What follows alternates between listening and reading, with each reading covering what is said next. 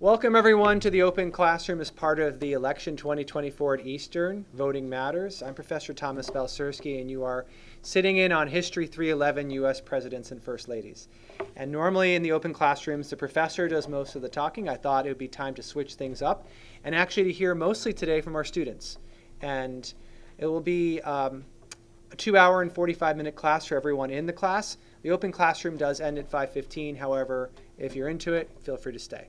But I wanted to entice you in with a 75-minute class for the Open Classroom and as well for our filming guy back there. So this is going to end up being on the Eastern YouTube channel, so you can look forward to catching it again, or if you miss it, have to leave, do pass along word about it. Our presenters today are a mix of the 19th century and the 20th. We will be hearing from 10 different presenters today. I can confirm that, as I have 10 different presentations queued up and ready. Note, when you do come up, find your tab, click on it, go to full screen. You should be ready to go, but it's all set. Don't do anything else to it.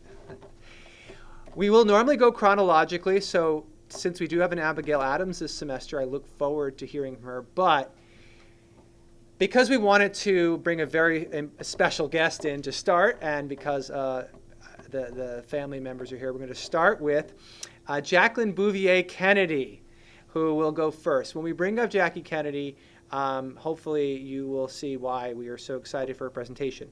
She'll be followed by Abigail Adams with her model. She's not dressing as Abigail, but her dear friend and classmate is. She'll have a chance to get another impersonator of sorts. Mary Todd Lincoln will be third. We'll hear next from Julia Grant. Lucy Hayes after that. That's 5. Ida McKinley will be our 6th presentation. We're almost into the 20th century now. Then we have Edith Roosevelt, number 7. Nellie Taft going 8th. Edith Wilson, 9th. And the last will be Grace Coolidge, number 10. Those are the 10 presentations. I do ask the presenters take between 10 and 12 minutes.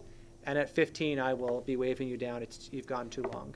We will take a break halfway, right at 5:15, of about 10 minutes for anyone who needs to go or whatnot to reposition. So with that, I would invite you to listen carefully to each presenter, to take what they have to say seriously, and then at the end of the presentation, to ask questions. We'll hopefully be able to get 2 questions to every presenter. For my students presenting today, I'll allow you to take your own questions unless you would like me to come up and call out whoever's in the room. Feel free to call on your classmates or anyone here for the Open Classroom and try to, again, keep the question and answer to about 2 minutes. So hopefully we'll be able to fit in all 10 presentations over our time together. Any questions before we get started? All right, well, the presenters are all up front, so let's give a round of applause to each presenter, starting with Jackie Kennedy. Come on up. I will turn this on now. Okay, thank you for that lovely introduction. I am honored to be presenting, and I'm very thankful for the American people's renewed interest in my time as First Lady, as well as my late husband's presidency. So I thought that I would give a brief oral history of my life as both before becoming First Lady and also during my time as First Lady. So with that being said, I was born on July 28, 1929 in Southampton, New York, into a Roman Catholic family. I was raised alongside my sister Lee, my step-siblings Yusha, Tommy, and Nina, and my half-siblings Janet and James. I'm lucky to have been introduced to my lifelong love of horses by my mother at an early age. The first time I rode a horse was age 1. And I was also fortunate to have been raised partially by my grandfather, who introduced me to his love of literature, reading, writing, and French culture. After attending Miss Porter's School in Connecticut, I graduated and then attended Vassar College for 2 years before attending university in France for 1 year, and then I finished with a degree in French literature from George Washington University. After graduating from university, I got my first job with the Washington Times-Herald, and my position was called the Inquiring Camera Girl, in which I would photograph and interview local citizens and then publish it in the newspaper. That's actually how I met my husband, Jack Kennedy. Not officially, but we did meet in an interview that I was doing for work, but then we would officially meet in 1952 at a dinner party. Within a year, we would be married in September of 1953 at the beautiful church of St. Mary's Church in Newport, Rhode Island. Of course, being a senator's wife, as he was the senator of Massachusetts at the time, reduced my ability as a writer. My full-time job soon became being a senator's wife, so my duties included responding to constituent mail. I translated articles. I made speeches to Spanish, Italian, and French-speaking constituents. And of course, early marriage, as always, has its challenges. Both Jack and I had health issues. Jack underwent a major back surgery, so much of our early marriage consisted of me devoting a lot of time and care into helping him recover. And then we unfortunately also lost and suffered 2 consecutive miscarriages, one in 1955 and one in 1956. These health concerns often conflicted with our political life at the time and Jack's career, which led to ultimately a very stressful time in our lives. But the one thing that brought us together and closer was the fact that our ambitions aligned. And of course, Jack's family was very well known at the time and also a known family of extroverts, so it was a bit challenging to settle into that because of my own introverted nature. But ultimately, I became very close with Jack's father, Joe Kennedy, who helped to transition that a little bit better. Jack always had his eyes on the presidency, but the campaign really picked up in the late 50s and 1960. And at the time, I was pregnant, so I refrained from making too many public appearances at the advice of my doctors, but that I still did my part as the senator, candidate wife. I wrote a weekly column called The Column Wife with personal stories, shopping advice, and of course, policy and initiative. I appeared in television and newspaper interviews and recorded campaign commercials in foreign languages. Additionally, I also gave Jack multiple historical and literary references for his speech. Most specifically, after he was elected for his inaugural speech, I gave him lines from Ulysses, which I had memorized earlier in my life, and at the last minute he added it to his speech. At the election, I wanted the presidency to be characterized, or my time as First Lady to be characterized by our public support of the arts. For his inauguration, I encouraged Jack to invite several artists to the inauguration. This aligns with a comment I once made in that my life ambition was to be the art director of the 20th century. This was our family in the early 60s when Jack was president. That is me water skiing in Italy, which I received quite a bit of backlash for, but it was always important to us that we put our family first, and as well as the happiness and lives of our children. As First Lady, my main ambition was to restore the White House and to create the White House in a manner that it would represent the great houses of Europe. The condition, in my opinion, of the White House reflects the world's image and perception of America, as well as the image that America puts out to the world. To restore the White House, I created committees of experts led by Henry DuPont. These experts specialized in painting, furniture, and books. We searched government warehouses for displaced White House furniture and art of past presidents. Of course, the government was not in possession of all of these items, so I had to call upon the constituents and the citizens of America to contribute with this by donating their own items. One of the best things, the most effective things that I did was I filmed a CBS tour of the White House in which 53 million people tuned in, and it was also viewed in countries behind the Iron Curtain. Of course, I had to help create legislation to help preserve White House items and historical government items, so I pushed Congress to pass laws that would reflect this. It was a costly project, to say the least, to say something, so I created the White House Historical Association. To raise money, I conceived the White House Historic Guide, which was inspired by early trips of mine to the White House. I felt like visitors should have access to the historical context and information about the White House when visiting, so this was largely contributing to raising funds for the project. Additionally, in DC, I helped to preserve the executive office buildings as well as many buildings in Lafayette Square, including Dolly Madison's house. I felt as though everything in the White House and everything of the president should be the best. This includes my wardrobe, our modes of transportation, As you can see, I felt as though when traveling abroad, I should make my wardrobe reflect the values and characteristics of each country. So that's an image of me in Canada wearing the same shade of red that's found on the Canadian maple leaf, as well as the Royal Canadian Mounted Police uniforms. And Air Force One, I conceived the idea that it should be distinctly an aircraft that a president would be flying in. So that was the debut of the iconic, now iconic, Air Force One design. I loved hosting state dinners as First Lady with important and celebrated people. We often had the finest entertainment in America, with performances of opera, ballet, jazz, and Shakespeare, all performed by American companies. Oftentimes, foreign dignitaries would be invited to these dinners. As a result of my time in France, in 1961, I spoke with the French minister, and he agreed to loan us the Mona Lisa in the United States. So that was available for public viewing for a brief period of time. And as you can see in the other picture, one of our constituents wrote to me in concern of Abu Simbel in Egypt because the Nile River was eroding the monument. And so I convinced Jack to help me assist the Egyptian government with moving it to a place in which it wouldn't be impacted and it could be preserved. This was mostly in line with our cultural diplomacy that we sought to establish abroad, which was especially helpful during the Cold War because we were putting out an image of America as an emerging superpower. Essentially, the actions that Jack and I did during the presidency helped to establish American standards to be what they are now, to establish American standards as the standard. Of course, that infamous day in November of 1963 was life-changing for me specifically.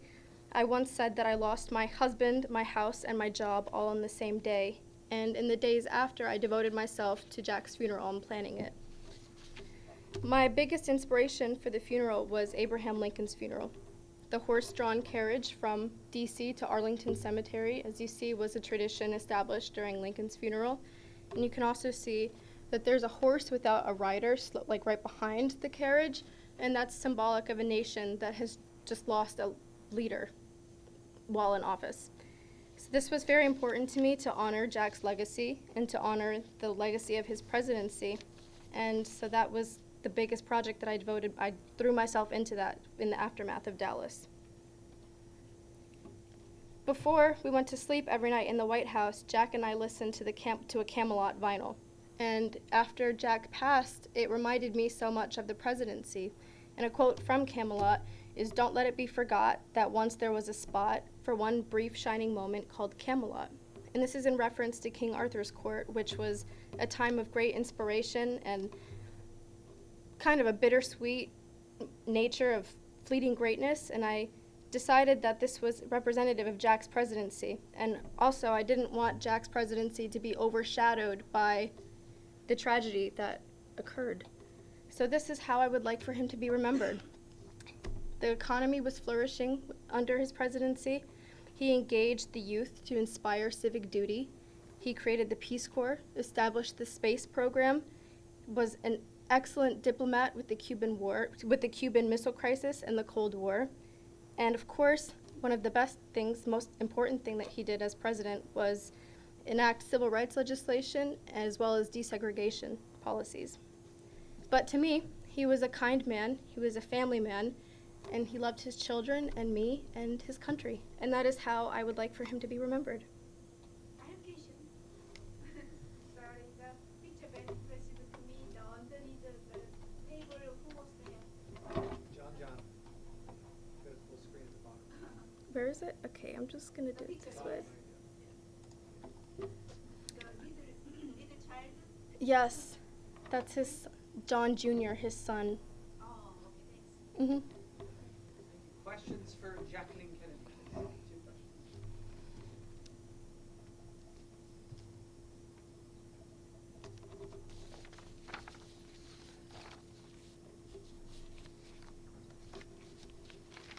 2 questions. Sure.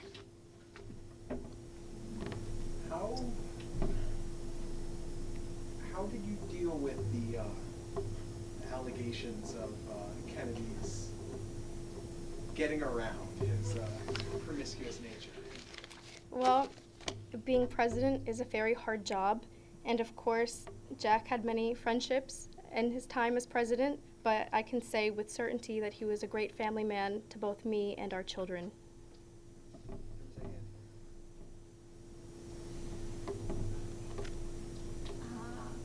What policy of Jack's did you help, like, initiate the most?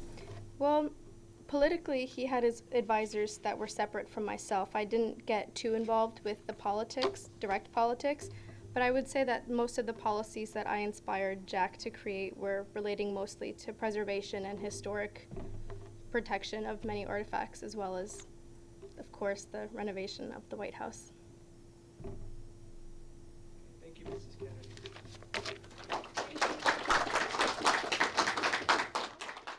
So I am going to talk about Abigail Adams. Oh, that's not going to work either. Oh, my bad. Okay. So I've basically split it up into like 3 sections of before she was First Lady, while she was First Lady, and then some of the stuff that happened after. So I thought it would be good to start with why it's important. Even though she was the second First Lady, she was the first Second Lady. So while John Adams was Vice President, she was obviously married to him and doing whatever they did then. I don't know. She is the first First Lady that we kind of have any sort of record of, because Martha Washington, for whatever reason, felt compelled to burn basically any evidence of her really being alive. So what she did as First Lady is kind of the basis for a lot of what we know it to be now. In addition to that, she was a staunch women's rights advocate. As you can kind of see by my shirt, I have more on it in the slides later, but and another first that she had was she was the first lady to be the First Lady and also the mother of another president, which was John Quincy Adams, who she never actually got to see be president. She died like right before. So the reason we know so much about them is because over a roughly 40-year period, they exchanged 1,100 letters, which is a lot of letters. I tried to do the math, but I'm not good at math, so I didn't end up getting a number. But a lot of sources said that all of their letters to each other and to other people as well reflected a deep and intellectual affection for each other. And this goes along with everything says now that Abigail was very much John's equal. He didn't see her as like a subordinate wife as a lot of men saw their wives at this time. So a lot of the letters just kind of reiterate the fact that they did everything together, which kind of would be detrimental for John Adams toward the end of his presidency, because a lot of people felt that he could not make a decision without speaking to her first, which we'll get to that. So she was born in 1744 in Weymouth, Massachusetts. Her father was a reverend and her mother was from the Quincy family, and she just stayed at home. The Quincy family was a big political family in Massachusetts and New England at the time, which is also where she gets the name for her son. Her mother and her father a little bit both educated her in the home. She wasn't allowed to attend school, and even if she was, she wouldn't have been able to go because she was consistently sick as a child, and doctors have now been able to put all her symptoms together and find out that it was rheumatoid arthritis. So I'm sure that was not very great, especially when there's no painkillers or anything. That's probably terrible. Her dad had a lot of educated guests in the home, on a weekly, maybe daily basis. So while they were there, she would pick their brains and try to figure out what they knew about the world. She also read a lot from her father's library, mostly reading Shakespeare, the classics, and the Bible. The Bible shows up in a lot of her letters later on. She was very religious, and believed that every bad thing that ever happened to her was her paying for some sin, even if she didn't know what the sin was. She was like, I must have done something, because why else would this be happening? She met John at one of her father's dinner parties in 1759. He was friends with her older sister's fiance and brought him there just I don't even know why. I think just to not go alone in front of these people. when they met, she was 15 and he was 23, but that sounds really bad, I know. But John was actively courting another woman and was in the process of like planning a proposal for her, but that woman ran off and married his friend instead. So they did not get married. They would officially start dating or courting in 1762, and then they would get married in October of 1764. They had 6 kids, but only 4 survived into adulthood. They had a daughter who died when she was 2 and a stillborn baby in 1777. So with the letters, they were, after they got married and while pre-presidency, they were apart for almost 10 years. John was a diplomat in France. He was working in the Continental Congress, and he was also a lawyer when they first got married, so he was not home very much. She stayed home with their children. All the daily responsibilities of like having a house and a family fell on her because she was the only one there. So a lot of their letters are very like jokey. They would like kind of pick fun at each other all the time. But around the time of the Declaration of Independence, they realized that what they were doing held a lot of weight in like the context of the country being formed, and they realized, hey, maybe we should be saving these. So in 1776, they start officially like packing away all of their letters, kind of with the intention of like us to look at them and know what happened. Most of her letters, she was very fluid. She wouldn't like sit down and be like, I'm going to write about this topic, about this thing. She would just kind of write whatever she felt came to her mind. So, and a lot of that was pestering her husband to make sure women had a place in the government, which unfortunately we know did not happen.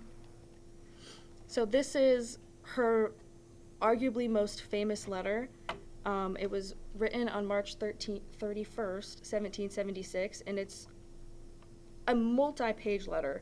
It's horrendously long, but on like the second page, she was talking about how despicable it is that the Southerners can condone slavery, and then she just kind of switches into, oh, I'm so glad we're having this new country. Please don't forget about women. So this is the actual, that is the actual letter, and this is the quote, which is very long, so I won't read it, but basically urging, the big statement from that is to remember the ladies in the Declaration of Independence and in the Constitution, and that if he doesn't, they are all going to revolt, because why are they going to listen to laws that don't represent them?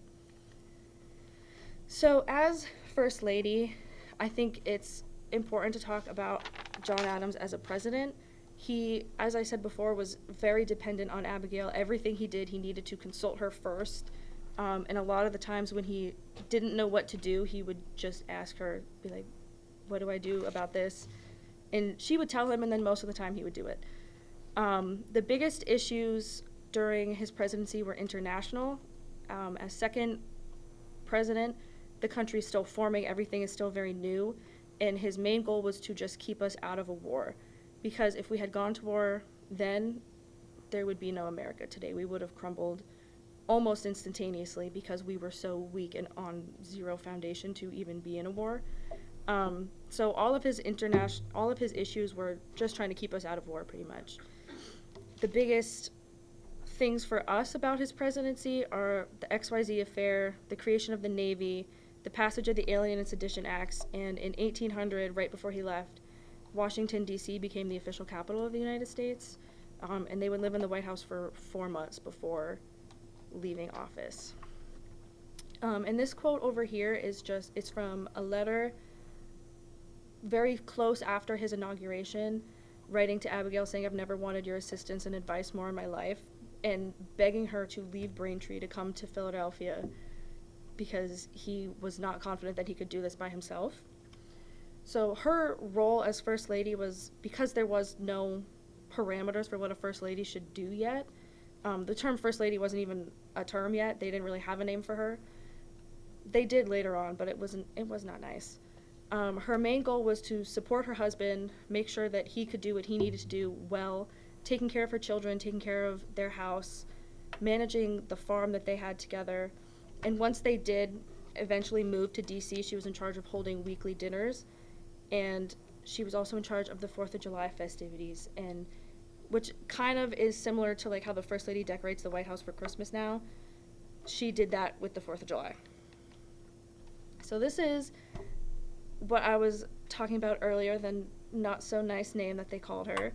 Prior to this whole thing happening, they would sometimes refer to the First Lady as Mrs. President because they didn't have a name. It was either like the president's wife or Mrs. whatever their last name was. And it didn't really have any meaning to it. But it would eventually, once it kind of got out that John needed Abigail to do everything and anything, both America and England, for whatever reason, decided that she was the one like running everything. So they called her Mrs. President, but not in like a, oh, you're doing this so well, and like a, wow, your husband really can't do this by himself kind of, why are you wearing the pants type of way, because she had a bigger spotlight than most of the women in America at the time. Yeah. So this is another section of their time in the White House. When John was getting inaugurated, Abigail did not go because she was at home in Braintree with John's mother because she was 89 and dying.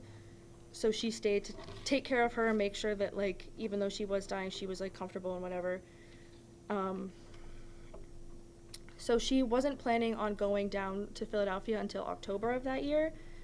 So this is kind of where the Splendid Misery comes in. It was supposed to be the pinnacle of their political career. Like, everything was supposed to be perfect for them, and there was just always something.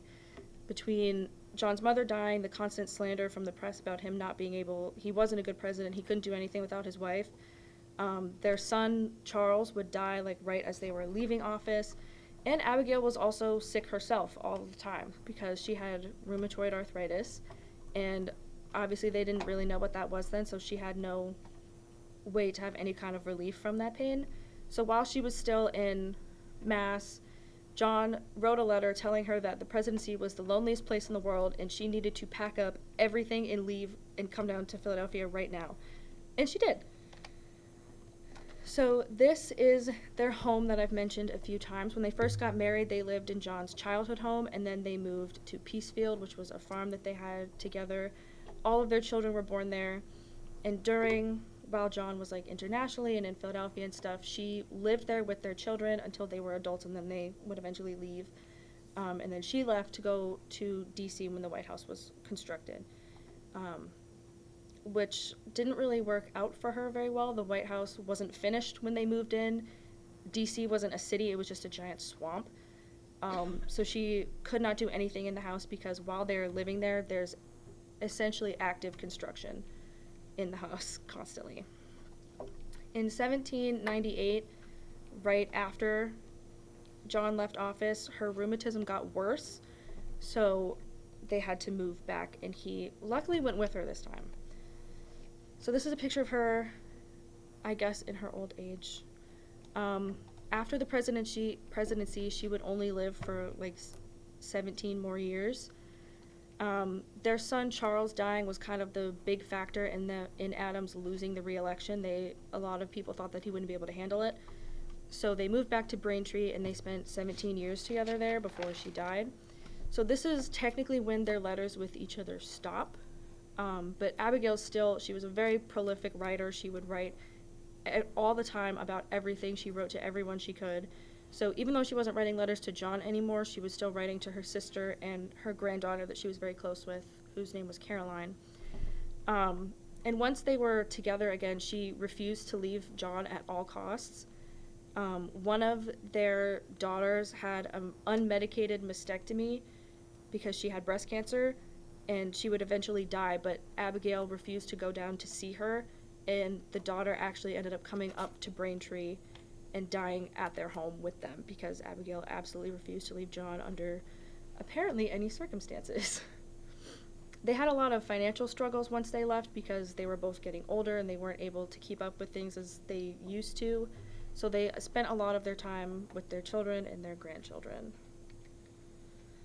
So in the mid-1818, Abigail developed typhoid fever, because she had already been sick for so much of her life, she really struggled to fight it off, and she would eventually, that would be what killed her on October 28th, 1818, and she was 73. Over here, the top is her last words, which were to John Adams. "Do not grieve, my friend, my dearest friend. I'm ready to go. And John, it will not be long." And then the bottom is John Adams writing a letter to Thomas Jefferson, basically saying that he wished he could die with her because he was essentially all she had ever known was having Abigail as his wife. So the big thing about Abigail Adams as First Lady is without Abigail, there's no John, and if there's no John, there's no Abigail. They were very, I guess, dependent on each other. They valued each other's opinions very highly. They did everything together, essentially, that they could. They were, I would say, a power couple. And that's it. Oh, yeah. I want to say that you are I resurrected her.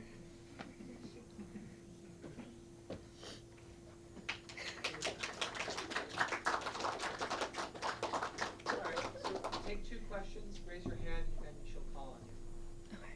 yes, I would say that Caroline that there's as a first lady as United States, John Adams, very nice wife, and she's so sweet. I can see her nature Mhm. and characters, and very impressive that they are couple now officially pregnant, but their personal life also have a true love, the power couple. Yeah. I would say that. And it's interesting because they didn't start as like a love match. It was just kind of like, well, I need a wife and you're here. So that's when he started courting her, but it did definitely turn into one toward the end. Thank you. Anybody Another question for else? Abigail? Yeah. Would you say that Abigail Adams was a massive influence on John Quincy Adams' run for presidency as well in Yes. his upbringing?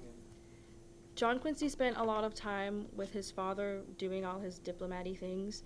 And there's actually a set of letters that they use in AP Lang about like John basically begging his mother to be like, please let me come home, I hate it here. And she's like, no, you need to stay, you need to do this. So she had a very big influence on him politically, and that was what like pushed him to become president, which is really sad because she never got to see that. Okay, thank you.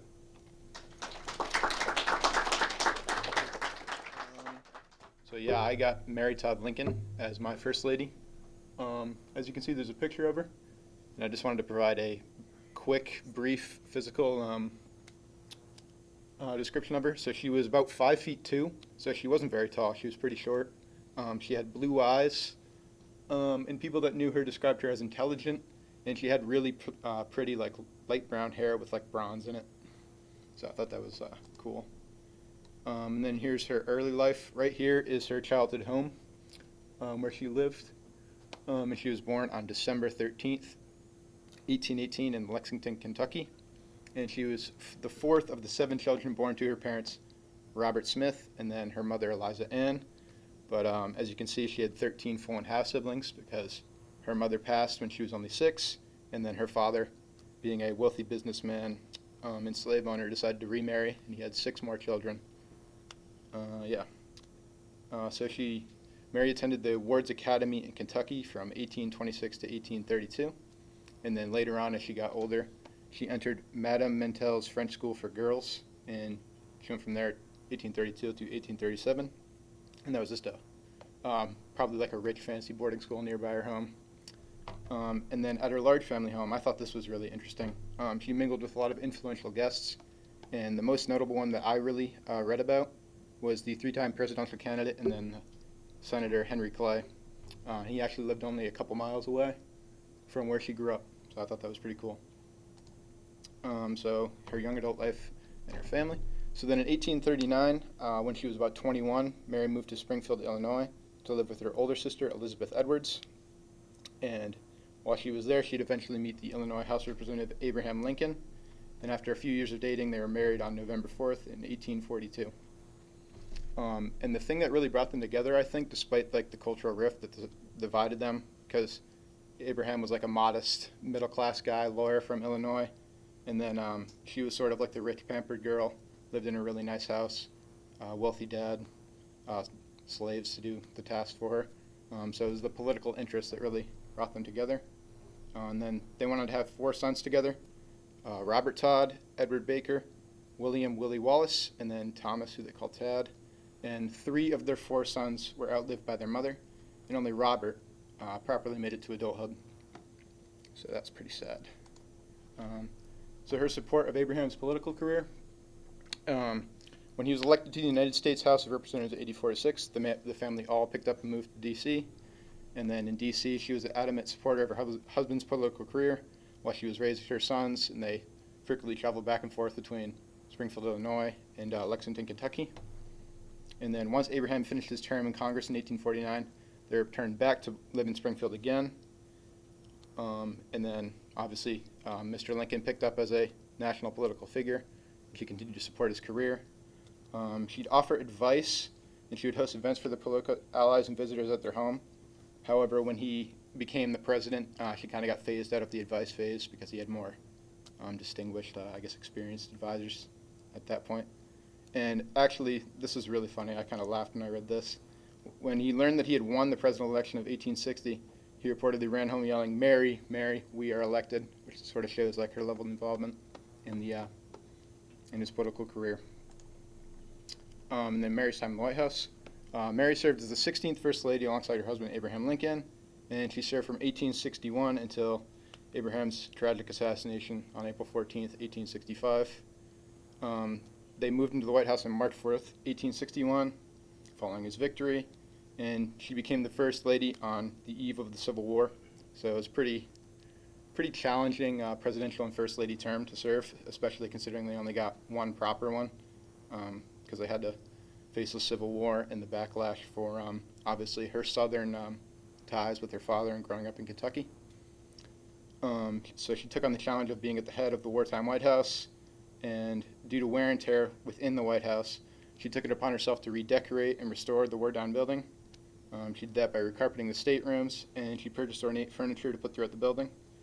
And as you can see in the picture, there's the Lincoln bed, and I believe this is the modern-day Lincoln bedroom, which is in like the south wing of the White House, if I'm not mistaken. And it was a really large bed. I think it's 9 feet tall there for the frame, and it was like 8 feet wide, something like that. So, and she was a big fan of nice ornate furniture like that. Just continued. She served as the hostess for numerous receptions, dinners, and balls that were held throughout Abraham's presidency. She was widely criticized by the press for excessive spending, both in regard to her restoration efforts in the White House and also like these big extravagant events she'd have at the White House. She did what she could to try and draw support from the people. She would frequently visit army camps, attend military demonstrations. She even donated to sanity fairs, volunteered in Union hospitals, supported the Contraband Relief Association, which was an organization created by her friend to help enslaved men and women that escaped and fled to Washington. But ultimately, it was all for naught. She remained as one of the least popular first ladies in U.S. history, and also a huge factor in that was just her family and their involvement on both sides, on different sides of the Civil War. I'll continue on in the next slide, I believe. Yeah. So of the 13 of Mary's full and half siblings, 8 of them were supporters of the Confederacy during the Civil War. She had siblings and half siblings who lived all over the country, but obviously it looks like most of them remained in the South. And that just played a role in her negative press attention, and you can see that there was reports of her half-sister smuggling goods from north to the south, and then also reports of one of her half-brothers abusing Union prisoners. So they already didn't like her. This kind of made it worse. She also had 2 half-brothers that died fighting for the Confederacy during the Civil War, and they criticized Mary for her support of her husband in the Union, and they explicitly called her a traitor to her Southern birth. And then, Mary had a very tragic life. Her life was really littered with tragedy. So the first of Lincoln's sons to pass away was Edward. He died from consumption, which was likely tuberculosis, on February 1st, 1850. He was only 3 years old. I couldn't find any real proper pictures of the family together, and he wasn't even really mentioned a lot because he died so young. And after the Lincolns moved into the White House on November 4th, 1861, the remaining sons, Willie and Tad, because Robert was an adult at this point, they came down with typhoid fever. And then Willie was unfortunately taken out by the typhoid fever. He was only 11 on February 20th, 1862. And then the series of tragedies that occurred throughout her life, they caused her to be more reclusive, more shut in. She didn't really go out to the public or host events like she used to before. And that just further made people dislike her even more. They're like, I think she's too good for us. And then the most tragic event, obviously, was President Abraham Lincoln's assassination. It happened on April 14th, 1865. It was just 42 days after he'd won his second term in office. And they were there, Mary and Abraham were there, watching a comedy at Ford's Theater with Major Henry Rathbone and his fiancée Clara Harris, when John Wilkes Booth found the box relatively unguarded. So he entered it, barred off the door, waited for a moment in the play to spark laughter to try and cover the noise of the gunshot, and he shot Lincoln in the back of the head and then escaped by leaping onto the stage. And yeah, Mary was there, and she was sat directly next to her husband, and she watched as he was killed. And I just wanted to expand a little bit because I learned about the assassination and how there was actually a plan. There was other co-conspirators who were planning on killing Vice President Andrew Johnson at his home, and then Secretary of State, what was his name, William Seward. No, Johnson was at a hotel, Seward was at his home, and they never tried to assassinate Johnson. The guy got cold feet, and Seward got stabbed in the neck 9 times or something like that, and he survived, but he was permanently disfigured. So I just figured that would have changed the course of American history quite a bit. After the death of her husband, President Andrew Johnson permitted Mary to stay in the White House, where she remained for nearly 6 weeks, and then she finally left on May 22nd, 1865. She eventually settled in Chicago with her 2 remaining sons, but she found herself in a bad financial situation. She was consistently fighting to receive her widow's pension, all while she was still struggling to pay bills. So then in 1867, she went to New York with her friend previously mentioned Elizabeth Keckley in order to sell her dresses, and that just got more public scrutiny and negative attention from the press than she had already endured. And then, as if it wasn't enough already, further tragedy struck Mary in 1871 as one of her 2 remaining sons, Tad, died at only the age of 18, likely from tuberculosis, just as his baby brother had before. So a lot of family deaths. And then she continued on, but she struggled with grief and likely depression, although they didn't have a proper way to diagnose it then. And in 1875, her last living son, Robert, instigated a trial to determine his mother's sanity. And ultimately they determined that she was not mentally well, and she was admitted to an asylum against her will. And she remained there for several months before she was able to secure her freedom and be released to her older sister, Elizabeth Edwards. But throughout the course of her life after that, she continued to, her son continued to try and have his mother institutionalized. So she traveled to Europe and settled in France. And then as her health declined, she returned to the United States once again to live with her sister. And on July 16th, 1882, she died from a stroke at her sister's home in Springfield, Illinois at the age of 63. She survived her husband by 17 years, and she watched 3 of her 4 children die. So I'd say that she had probably the most tragic life of all the first ladies. And also, it didn't help that all the media and press attention she was getting was just negative, because from either side, it was the Confederacy was calling her a traitor because she was siding with Lincoln and the Union, or the Union was constantly accusing her, just making blind accusations of treason, and that sort of thing. And also her family ties didn't help either. So, and yeah, that's it.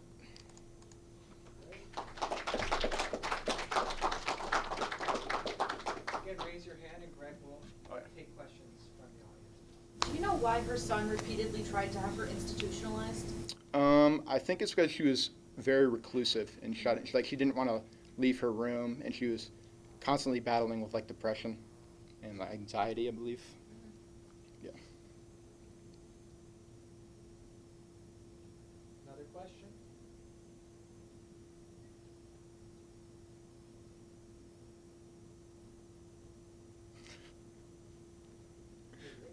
Rich? Yeah, she was reputed to do seances and have mystical encounters while she was in the White House. How bad did it get? What was that? Sorry, I couldn't really hear you. She was reputed to hold seances and believe in spirits, and how much of that affected her time in the White House? From what I read, it didn't get too bad in the White House. I think it really got amplified once Tad died, I believe, and then obviously after like Abraham died, she watched her husband get shot in the head. So I imagine it probably got much worse after that. Mm-hmm.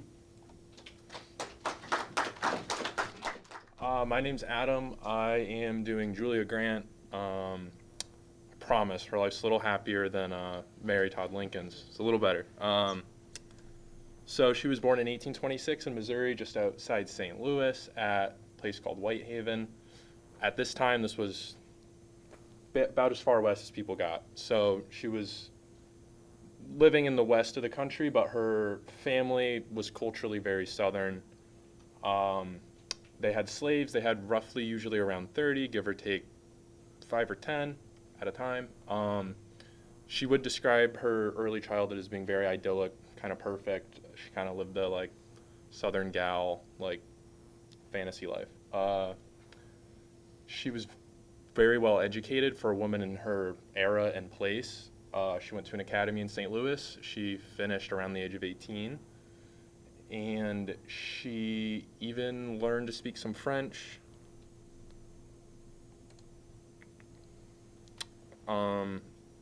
So she met Ulysses at Whitehaven. She never really left Whitehaven as before the age of like 18. She kind of stayed in the St. Louis area her whole life.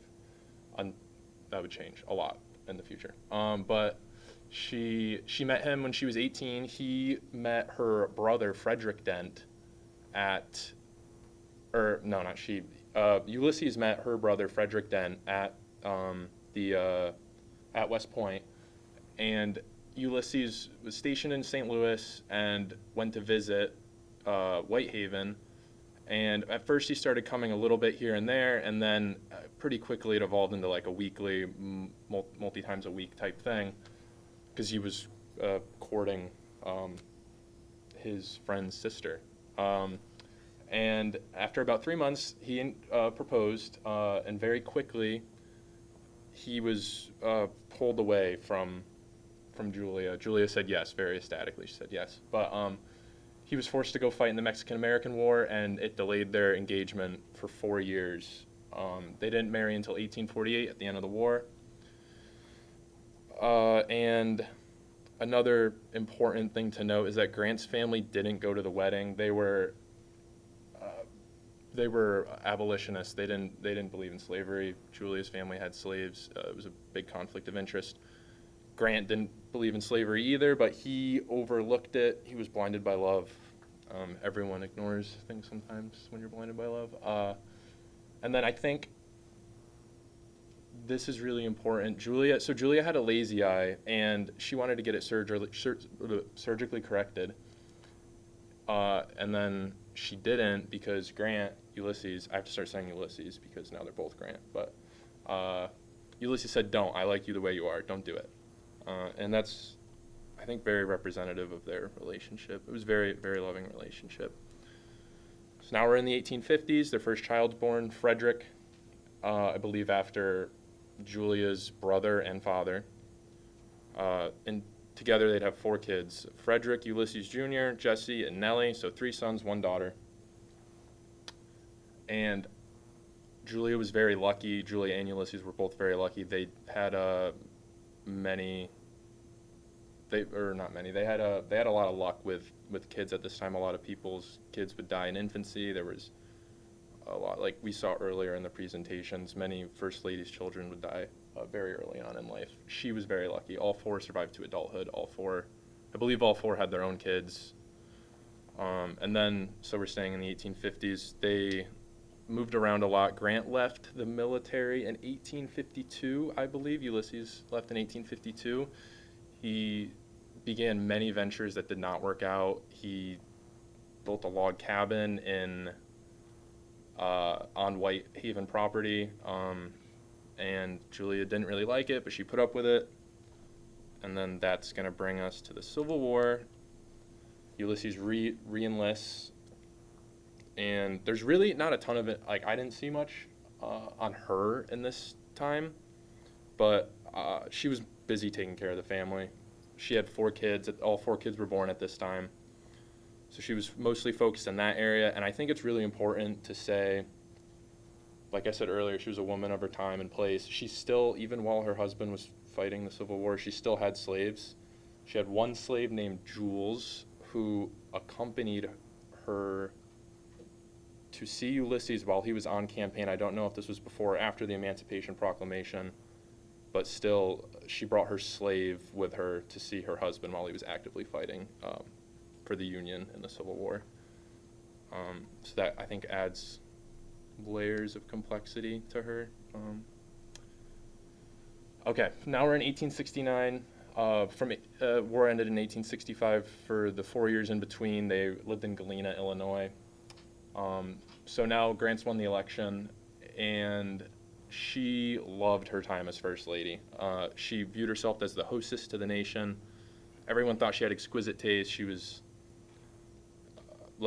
amazing at setting up parties, and she had kind of this electric personality that everyone really liked.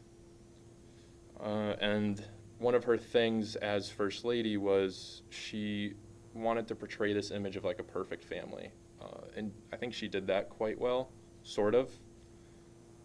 Things got more complicated. There were a lot of scandals during the Grant administration. It was a pretty rocky road. He was still a popular president, but one of the scandals involved Grant giving positions in his administration and in the government to family members, which at the time was legal, but it wasn't looked upon very well. They fell for other scams and stuff during his presidency, so it wasn't great. But Julia always stood by him. She always defended him. And for herself, her own politics, she pretty much stayed out of it. It's hard to gauge what she thought. I think she was mostly interested in her more traditional role as First Lady, I would say. One thing about her politics, though, is this is just one thing I picked up, she was friends with Susan B. Anthony, and she was given an anti-woman suffrage petition to sign, and she didn't sign it. So I don't know if she did that purely out of something Ulysses would want, or if that was her own view. I think it was more her own view, personally, but I don't know. So now we're in 1877, and she has to basically be quite literally dragged out of the White House. She did not want to leave. When Grant, she told Ulysses to run for a 3rd term. He said, no, I'm not doing it. And she said, you can't do this to me, you can't do this to me. She made a big scene. She flopped down on the bed, whole scene, whole thing. She really, and I think it's kind of nice that someone liked being in DC that much, because at this time we had a long list of First Ladies who really maybe didn't love the role, didn't have a great time in the White House, like we just learned with Mary Todd Lincoln, didn't go great, but Julia loved it, and she was great at it. She was great at being First Lady. She was great at being hostess to the nation.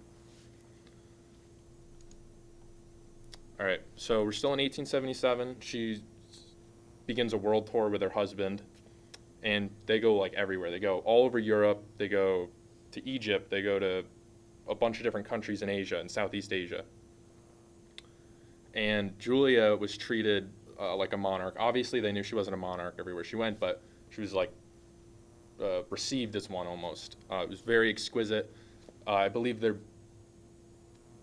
best greeting they got was in Newcastle in England, 80,000 people in Newcastle came to see the Grants. And this world tour would end up boosting Grant's popularity. People started forgetting about his scandals that he had in office, and he was seen purely, maybe not purely, but mostly for his time in the war as a general. And Julia knew this very well. Grant, from what I could understand, was still quite hesitant to run for a third term. Julia was very insistent. So the world tour ends in 1879, and then it's 1880 now. They go to Chicago, which is where the Republican convention would happen, and the Republican nomination for 1880 would happen. And Julia tried to convince him to go down and like put his name in, basically, but he wouldn't do it again, much to her dismay. So now we're at the end of Ulysses' life, and I think it's very fair to say that a part of Julia died when he dies. A very big part of her life, and she was a very big part of his life. He died of throat cancer. About a year later, she started, well, no, she didn't start writing her memoirs a year later. Ulysses got his memoirs published basically at his death, like finished them just in time. Left the family financially secure after multiple scandals involving the Grants. They lost their money, their fortune over and over, like multiple times in their life. And Julia, on her own account, would write her own memoirs starting in like the late 1880s, early 1890s, and she was the first lady to do that. They weren't published until 1975. The reasoning behind it isn't super clear. I personally think, from what I gathered, that it was because I think it was because the family wanted one like line of thought to be portrayed to the public on the Grant administration. They didn't want any contradiction to muddy his name. And then her death, she died December 14th, 1902. She was buried next to Ulysses in New York City at his tomb, which is way bigger and way prettier than I thought it was. I thought it was just going to be a gravesite. It's very pretty, very great. It's in New York City, so it's nearby, so maybe a history club trip one day. She still has descendants alive today, not like children or anything, but like great-great-grandkids, so the Grants live on. And how would she like to be remembered? In my opinion, I think first and foremost, she was born in the era of Romanticism. I think she would like to be remembered for finding like true love. I really think they loved each other, her and Ulysses, and I think that's how she would like to be remembered. And secondly to that is her time as First Lady, which was her happiest days. That's it.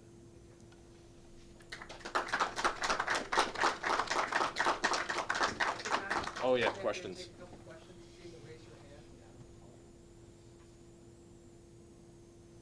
You mentioned that the Grants were kind of riddled with scandals. What were some of those scandals that kind of shook up their time in the White House? So I mentioned one was Ulysses was generally viewed as a poor judge of character, nice guy, but like he was too nice, which is weird for someone that was a general known as the Butcher. But that's one of them. This was 1879, 1880, I think, right after their world tour. He gave his son like all of his money to go into stock trading with some guy, and they got completely swindled out of everything. There was at least one other really big scandal during his administration that something to do with gold. Basically a gold scheme to buy up all the gold in Ulysses. Like, it wasn't really like his fault, but his administration kind of didn't do what they were supposed to do to prevent it. They kind of fell for it. So those are some of them, and in his ventures earlier in life, he lost out too. Just a quick add-on, how did Julia deal with some of those? It's really hard to tell. She did not, I think she kind of just bared through the pain with her husband. I think they were just kind of each other's rock, and yeah, it's kind of hard to tell how she exactly dealt with it. I don't know if you guys can tell. Oh, well, this is a new one now, but the the Grants were not super fond of like pictures apparently. I saw the same picture like 30 times when I would look them up. It's kind of difficult. So, yeah, like in terms of exact information on how she felt about things, it was difficult to find, honestly. Another question?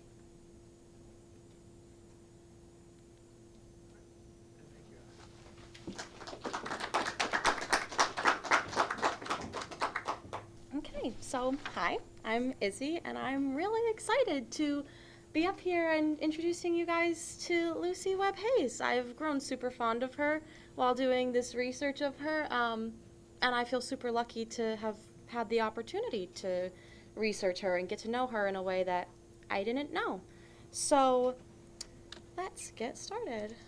So I also broke down Lucy into her early life, her time with the president, in the presidency, and after the presidency. So the early days go from 1831 to 1877. This is her time since her birth to the point of her husband becoming president.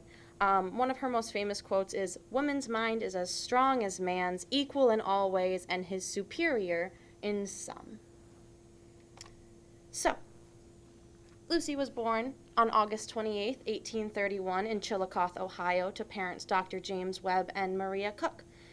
James Webb would unfortunately die when Lucy was 2 from a cholera outbreak in Kentucky while he was releasing some slaves that he had inherited from family. Years later, when Lucy was about 13 years old, her mother would move her family to Delaware, Ohio in 1844. There, her older brother would begin attending college at Ohio Wesleyan University. Lucy would follow her brother there and attend some classes there, even though that school was not permitted for girls to attend. So she kind of snuck in some classes on the down low before she herself moved to Cincinnati Wesleyan Female College to attend college there. She graduated in 1850 and would be the first lady to have a higher level degree of education in her time. Also of note, in her youth, her grandfather, a very religious man, as the whole family was religious, encouraged her to sign a temperance agreement, so swearing off the use of alcohol in her life, which she willingly signed and never touched alcohol in her life. We'll touch more on that later. Meeting Rutherford. So they met at Ohio Wesleyan University campus around when Lucy was around 14 years old, before she actually attended school there. While visiting this campus, Rutherford, it was in his hometown.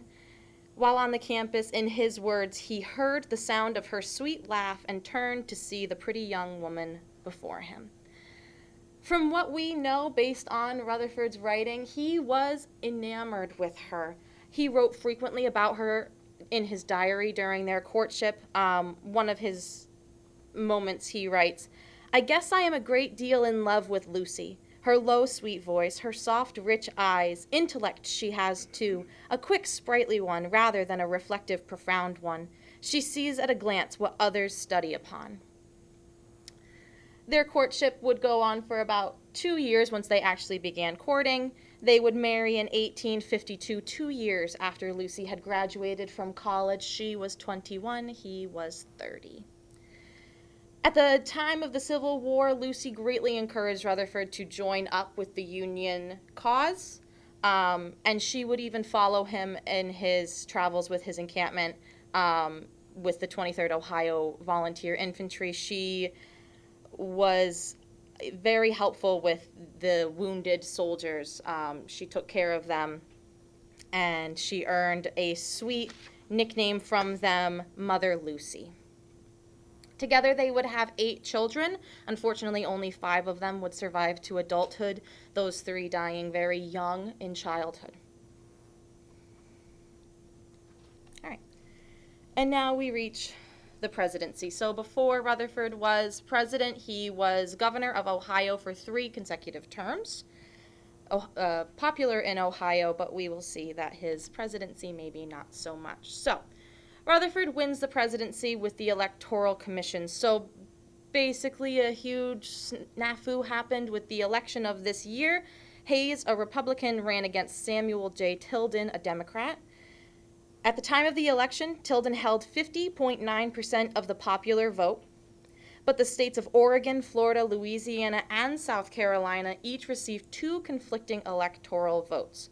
So there came a standstill of the entire election with debate being thrown out whether there was a ruse happening, whether the election was being manipulated in some sort of way. At the time of the standstill, Tilden held 184 of the votes, and Hayes held 165 of the votes, with 20 votes left to claim. So, at this point, the parties came together and they created what is now called the Compromise of 1876. The Democrats said, Hayes can have the election, he can have the presidency, but in his time as presidency, he will remove all of the remaining federal troops from the South. This deal was agreed upon. Hayes was the 19th president of the United States. He was sworn into office in secret on Saturday, March 3rd, at a dinner party in the White House. The inauguration was supposed to be on Sunday the following day, but it was secretly done a day early to avoid the masses of Tilden supporters that were expected to be at the inauguration to mob the inauguration. So it was done secretly and off to the side.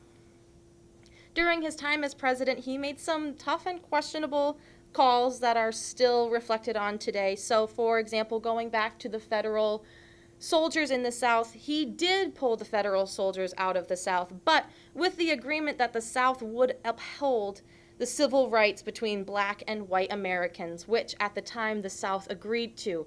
But as we know throughout history, they did not uphold their end of the bargain. Hayes was routinely critiqued incessantly for not having a firmer grasp on these southern states and this agreement that he had made with them. Lucy, on the other hand, fared pretty well. She was reasonably well liked. She was seen as a modest, attractive, and morally respectable woman with Christian values.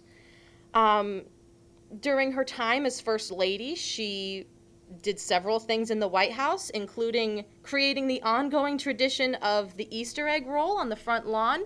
She created this because it was a tradition on Capitol Hill, but Congress had decided that they were all done with this tradition and they banned it from Capitol grounds, and she opened the tradition up to the White House lawn, and this is something that we still do today. She also commissioned portraits of the First Ladies Martha Washington and Dolly Madison to go alongside their husbands' portraits. She brought changes to the White House. She brought the final installation of running water to the White House. Yay for them. She proudly displayed the newly invented typewriter and telephone, which was presented to her and her husband by Alexander Graham Bell. And she brought the antique furniture of the White House out of storage and had it refurbished and displayed in the White House proper. So, as First Lady, Lucy had civil goals that she was working towards, but she believed first and foremost that her duty was to her husband and to her children, and she did not think it her place to be outspoken about certain topics of political personality. So, as I mentioned before, Lucy was very eager to offer assistance to the veterans of the Civil War in any way possible. She frequently opened her home in Ohio called Spiegel Grove to them if they were traveling around the country and needed a place to stay. In fact, she had a separate section of her house that was designated for these traveling veterans. And in one really wholesome story that just struck me to my core, there was a veterans parade of some sort happening in Washington during their time at the White House, and a veteran carrying his uniform of the war, when he went to open his uniform, discovered that his service stripes had not been sewed onto his uniform, and he was devastated. Lucy, being the type of woman she is, picked up her sewing kit, hiked up her skirt, sat down on the ground, and sewed his stripes on herself. An ambassador staying in the White House saw her sitting on the ground sewing this soldier's uniform. I can imagine with the soldier standing over her holding his hat in pure terror that the First Lady is sitting at his feet on the ground. And the ambassador chided her and said, "Stand up, we can get somebody to do this for you. You do not have to do this." But it was her greatest honor to do that for this veteran. Also, she cared greatly about the orphans at general, but also those affected by the Civil War, those that had been made orphans by the Civil War. She frequently visited local orphanages and offered assistance, both labor and financial assistance, to the orphanages in her area. So as you can see on my slide, I have two projects on this slide that have question marks next to them. That is because these two organizations, Lucy is frequently associated with. People write at length about her participating in these two projects, but in reality, she was not an advocate for either one of them. So she believed that being outwardly spoken in women's suffrage and temperance at the time of her husband's presidency would have undermined him and already given him a position or an impression that he wasn't looking good for anyway. So, as an educated woman, she believed strongly in women going to college. That she agreed with. She also believed in women holding jobs. But she was approached routinely by the women's Christian temperance movement, which supported both temperance and women's suffrage, and she turned them away several times. In fact, this portrait here was commissioned by the women's Christian temperance movement, kind of to slide her over to speaking on their behalf, almost as a bribe. She was not thrilled about this portrait. As you can see also, there is a water jug in the portrait behind her as a symbol of her not participating in alcohol, which she wasn't thrilled about either. Lucy earned herself the nickname Lemonade Lucy for her ban of alcohol in the White House. So while it is true that she herself had taken her temperance agreement and she never touched alcohol, it was actually partly Rutherford's idea to ban alcohol in the White House. She gets a lot of quiet flack for making such a drastic decision. The term Lemonade Lucy is not always used as a term of endearment, but kind of a smack to the face of her, when in fact it was actually her husband's idea. He believed that the Republican Party at large needed good imagery, and imagery of them holding champagne glasses and partying at the White House was not the image that he wanted to promote. To support this further, he also banned alcohol on all Army bases during his time as president, which was not a popular order on his behalf either. Lucy did not think it her responsibility to tell Congress or the people of her country how they should handle alcohol. If they wanted to drink it, fantastic. If they didn't, that's cool too. She did not think it her job as the First Lady or as anyone to tell them what to do.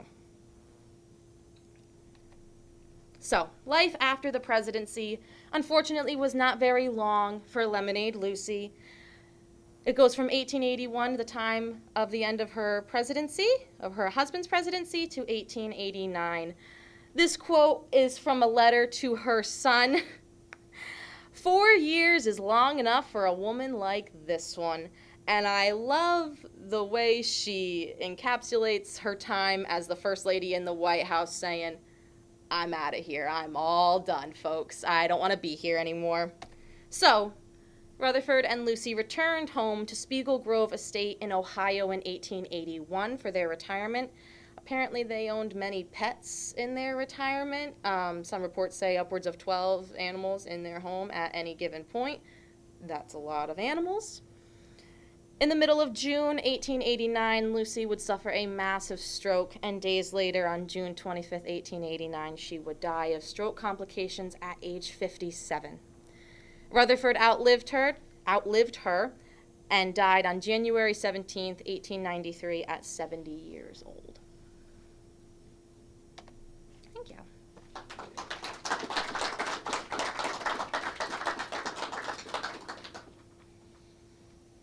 Two questions for the lemon, maybe? Did Rutherford also not drink alcohol? He was not a supporter of alcohol either. It was, as I said, his idea. He also believed in the temperance movement and not drinking alcohol.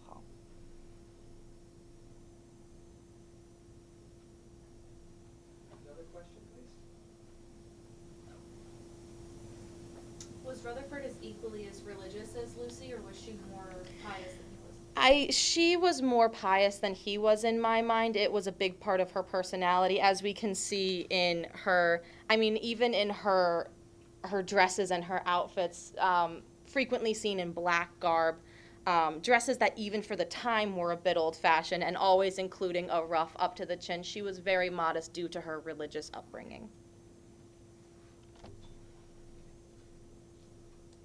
Thank you,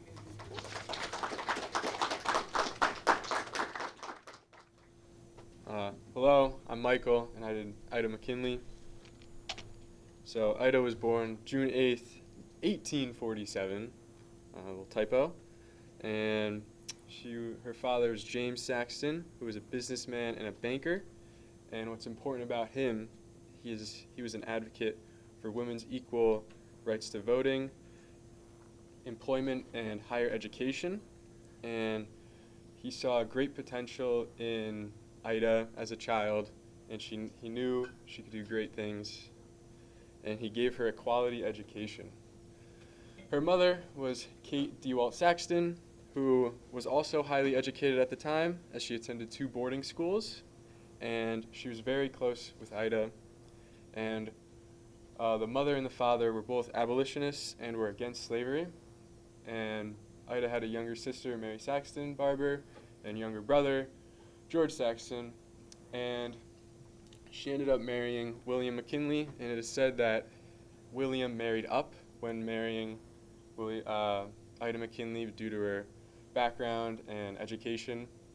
And then they went on to have 2 daughters, Katie McKinley and little Ida McKinley. So, speaking of her quality education, she went to Canton Union School in Canton, Ohio. And at this school, she learned English, math, and science. And the teacher of her teacher was a Ohio Women's Rights Associate and Women's Anti-Slavery Society member. And she was a great mentor for Ida as a child, and really influenced her in her ideals. And so much so that when the teacher left the school to go to Delphi Academy, Ida followed to go to Delphi Academy, but they only were there a year because Delphi Academy actually supported the Confederates during the Civil War, and they were both against slavery, so they parted ways. So now she went to Sanford School in Cleveland, Ohio, where her father really emphasized to the school that he really wanted her to learn business and finance instead of learning about decorative arts like planting flowers. He really emphasized the finance part. And then she was educated here. So then she went to Brook Hall Female Seminary, where this is where the upper class elite women went, and this is where she learned how to learn the piano, needlepoint, and linguistics, what elite women should learn. And then as she graduated, she worked in her father's bank, where he taught her how to run the bank, and then she actually managed it for a short time. But her life was full of sickness and sadness. She suffered from seizures when she was a kid and all throughout her life. And then as she was getting older with William McKinley, they discovered a cure, which was just sedentary isolation, which just means you're alone and you just have to lay down, which did not really help. And they thought this because the women's brain could not handle what a man's brain could handle. But then they put her on unregulated dosage of a drug called bromide, which also it helped with the seizures, but it came with a lot of negative side effects to her health. But then what actually worked was just a regulation of her schedule and just solid nutrition. But she still suffered from seizures, but they were less frequent. She got a cut on her finger in Mexico, when she went to Mexico, and then they had to This is when she's a first lady. They got a cut on her finger, which turned to it got infected and she got blood poisoning, and they actually had to do 2 weeks in San Francisco, and they ran the country. William McKinley ran the country with his cabinet in San Francisco. And then she also suffered a lot of deaths just before marrying William McKinley. Her grandmother died just after. Her grandfather died. And her second child died 4 months after she was born. And her mother passed away as well during that time frame. And she also sustained a lot of head and back injuries, so a lot's going on. And 2 years later, after her first child was born, she died to scarlet fever, so now she has no kids and a lot of pain. But William was actually a great husband. William and Ida's father always were looking for cures for cures of the seizures, and as governor, he would do this like tradition where he'd wave to her always at 3, like across the balcony, and then everyone can see it. So it's kind of like political theatrics, but he did do it, and he even did it when she wasn't even like in the state or in the house. But the people watching did not know, so he kept doing that. He would carry her purse and offer his arm to her so she could walk because she struggled with walking. And actually, during private meetings and important meetings as president, he would keep the door open, and Ida could sit in the other room where she would like knit slippers, and she would just listen in to these really official government meetings. So it showed how William really valued her education and like her thoughts. So he let her listen in, and all this marital devotion and loyalty would really help with the campaign. There's actually a couple times it happened where during state dinners, they would be seated next to each other, and she would start seizing out, and he'd immediately put a napkin over her face to cover everyone from looking at it. And then as soon as it was over, she wouldn't really remember what happened, but no one would say a word, no one would ridicule her for it.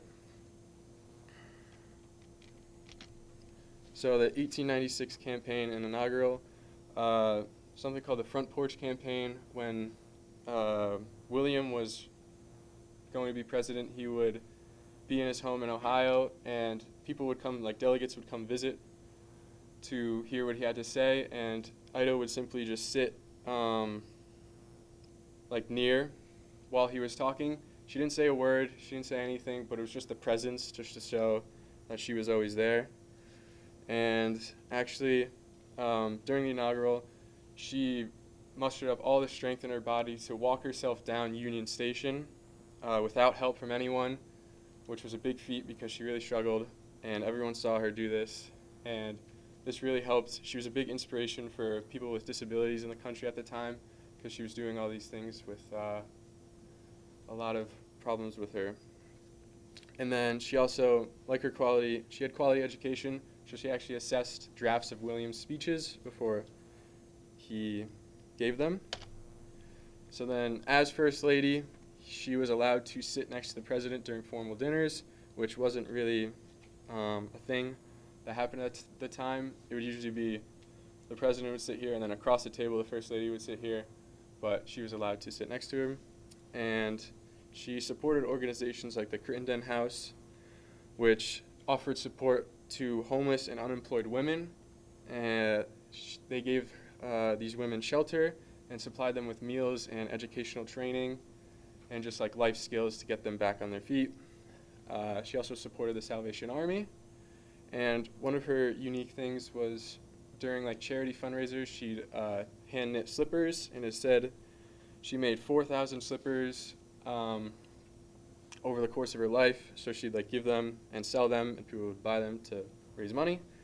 She would also give them to, she'd also make different colors and give them to like people in a way, so like she'd give purple ones to people she really thought were loyal and like strong, and then she'd give yellow ones to people who thought she thought were like fake and like yes men. So she was kind of really funny, but she loved opera. She sponsored musical events in the White House, and she publicly supported women's suffrage and women's education. So then we have a couple of first ladies. She was the first lady to provide entertainment at state dinners, to leave country. She went to Mexico as first lady, and first incumbent first lady to publicly support women's suffrage, and first lady to be seen on film. So President William McKinley was assassinated.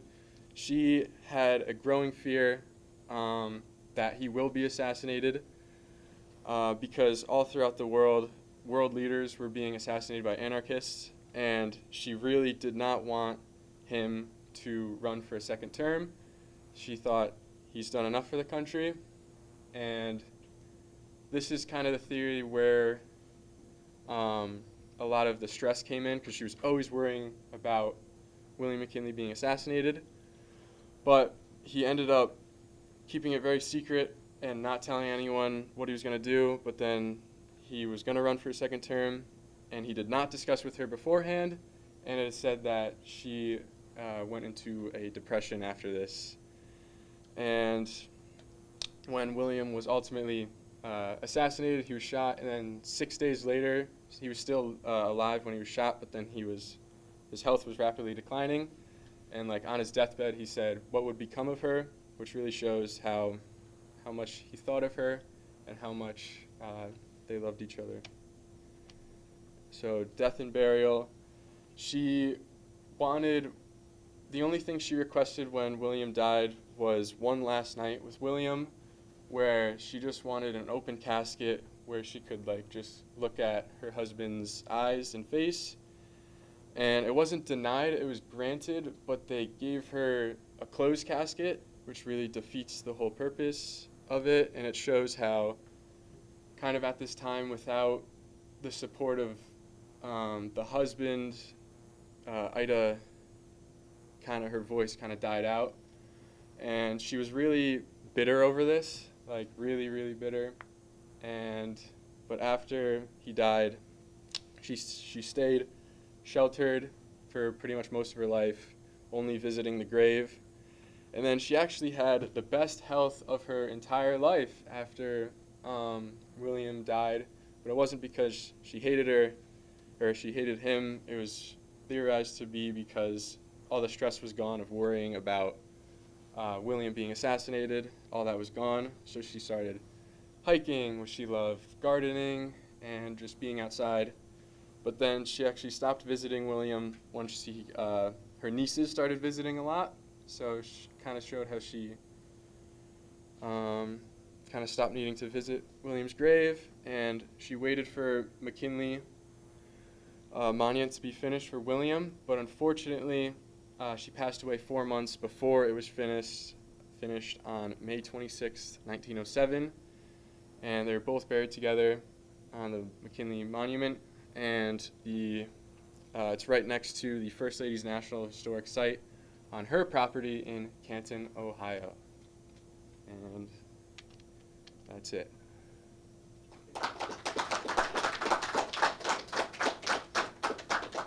Questions for Michael? What did she die of? I actually don't know.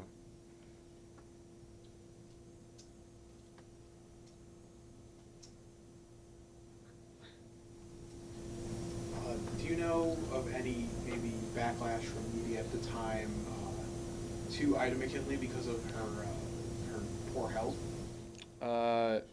Yeah, so the media actually kind of slammed her because she thought, the public and the media thought that because she was so kind of disabled that it would affect William McKinley, and they used it as a weapon against him, but he won 2 terms, so did not affect him that much, I guess.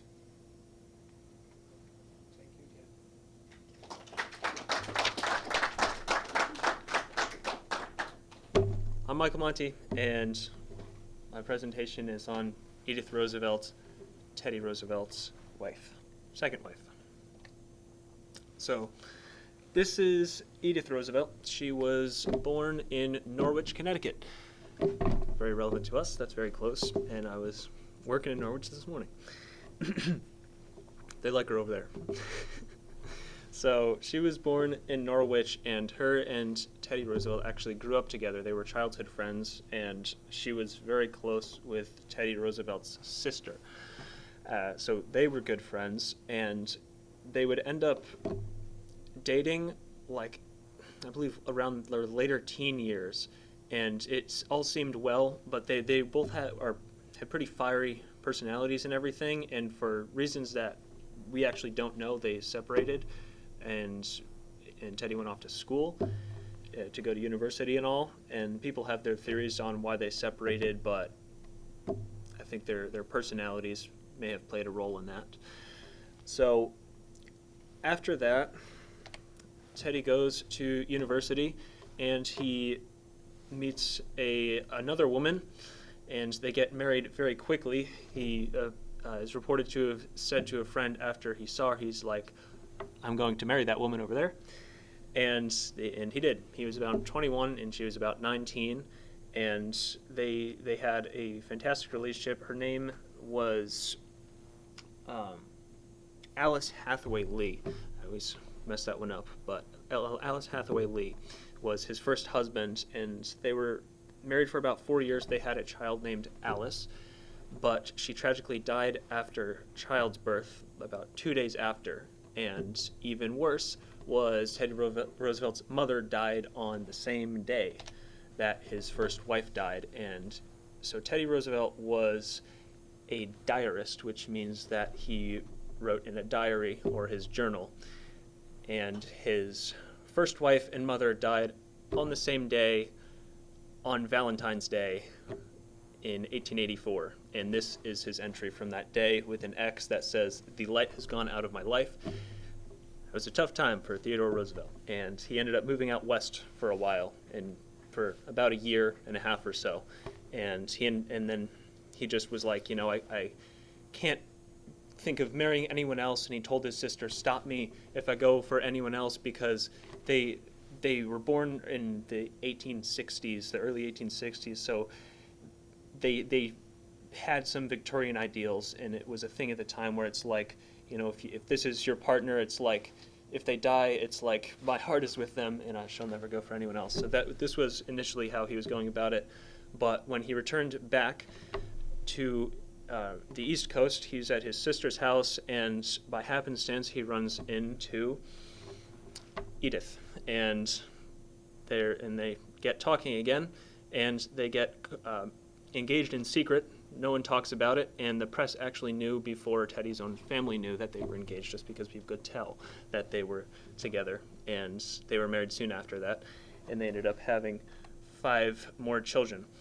So Theodore Roosevelt was a very adventurous man. He had a very packed life, and I think in the documentary about Edith Roosevelt, one of the women there, one of the scholars, wrote a book I think called like Teddy Roosevelt, A Strenuous Life.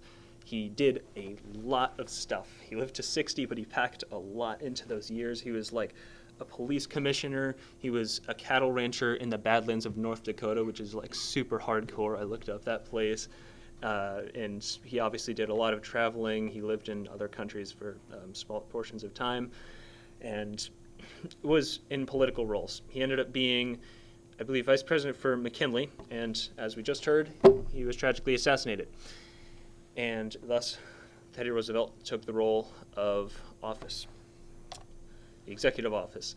This was beginning to be very stressful for Edith because the former president had just been assassinated by anarchists, and so throughout a lot of the presidency, she spent a lot of time worrying about assassins, and she did a lot of beefing up of security of the presidents. They're like protecting the president during her time as First Lady. She even added some Secret Service without telling Teddy Roosevelt. There's a story I'll get to later when they were at a cabin which she built for the family, which is kind of funny about that. But it was very exciting when they got into office because, so here's a photograph of them and their family. Their names are down at the bottom. The tall young lady in the back is Alice, the daughter he had with his first wife. And she had a hard time because no one really talked to her about her mother's passing, and she was somewhat ignored by Edith, and so she was just a little bit elusive in some of her time and just acted out a little bit. Then you have Theodore Roosevelt Jr. in the glasses next to him, and then, oh, can I remember all of them? Their names are right there. Ethel on the right, then Archie and Kermit in the middle, and Quentin. So that's them. So it was very the nation was actually very excited to have a young family in the White House. Teddy Roosevelt was 42 years old when he entered the executive office, and this is a painting kind of expressing the excitement of the nation having this young, energetic family in the White House once again. I believe it's Santa. Someone talked about a postman, but I'm pretty sure it's Santa going in the White House talking about like what a joy it is that there's finally children in the White House again. So the whole nation was really excited to have these people there. And 1 week into being in the White House, Edith Roosevelt developed a plan for expansion of the White House. She oversaw the West Wing expansion of the White House, and it is reported that she said she was tired of living above the store. She didn't like how close work and home were together, so this was her own original sketch for the West Wing. I believe it was elaborated upon a bit, but this is a photograph from the construction of the West Wing. So Edith is known a lot for her family life, although she was this helped her basically support Teddy. She supported him a lot and did a lot of things for the family. She expanded the West Wing, as I just mentioned. However, she also managed the family finances a great amount. So she grew up relatively poor, but Teddy came from a more illustrious family, and so pretty much Teddy was a little less responsible with his money and did a lot of traveling and put a lot of money into his ranches out west, which left them with not a lot. So Edith was one to balance the checkbooks when they would go over in spending and all. So she sort of managed the finances there. And actually, in the West Wing expansion of the White House, she found them to be running low on funds for it. So she personally was like, let's take some of the fabrics from downstairs and we'll use that to cover the furniture upstairs, and did a lot of, financially savvy things like that, and did things with the carpets and all. So she was a lot smarter with money, and that is due to her background of not really coming from a lot, but she kind of chilled out once she had enough that they were in office and all. So they were both very Christian, and Edith came from an Episcopalian background. This actually helped her encourage Teddy in his policy making a lot. So she came from Episcopalian church, as I mentioned, and at the time there was a thing called the kind of social gospel movement, which was to get at helping really applied Christianity, meaning like, let's go and help the poor, let's do things in society to kind of exert Christian values and kind of have that vision of the church and all.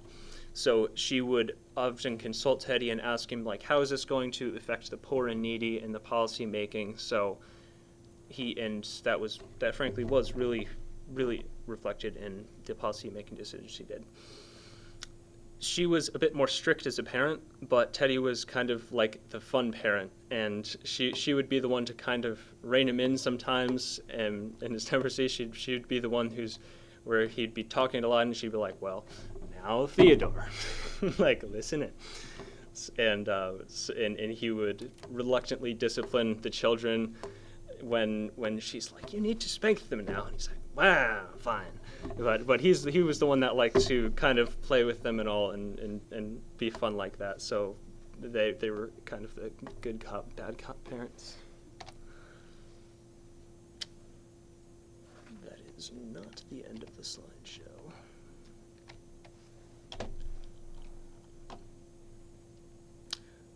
Okay. Peculiar. Okay, so I'll continue. Anyways, how do we kind of see Edith in retrospect, or what she remembered for?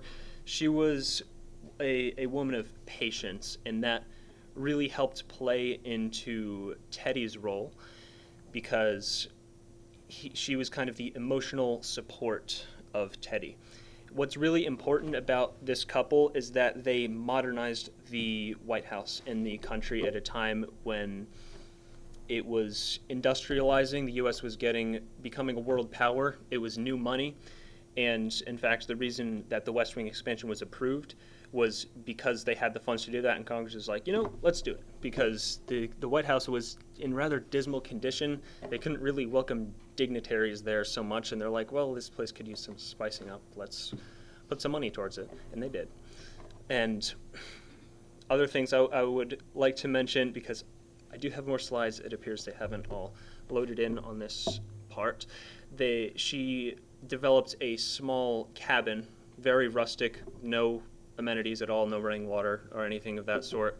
That was, in modern day, it would be like an hour commute away from Washington, D.C. by car, but it's a bit farther back in the early 1900s. And that was called Pine Knot, because as you may know, Teddy was very adventurous. He did a lot of hiking, and the executive office is a stressful job, and they needed to get away. This was a family-only place, and they would go there for short excursions to relax. And as I mentioned, she was very secretive about moving with the Secret Service, which was rather new at this time. There was a picture of them. They looked a lot less organized than they do now, but they were there nonetheless. And it was reported that once Teddy went outside at night, and he knew there was Secret Service there, but he heard something, and I believe almost pulled a gun on them, and to only recognize that they were Secret Service that he was not told were there by his wife. So he almost shot Secret Servicemen because he thought they were intruders. But so that was a short story there.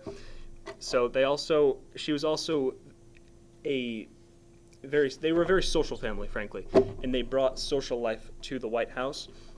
She appointed the first social secretary of the White House, named Isabel Hagner, who was very close with the children as well. She'd had large gatherings at the White House and fantastic dining experiences, and they really wanted to promote American culture and all of it too.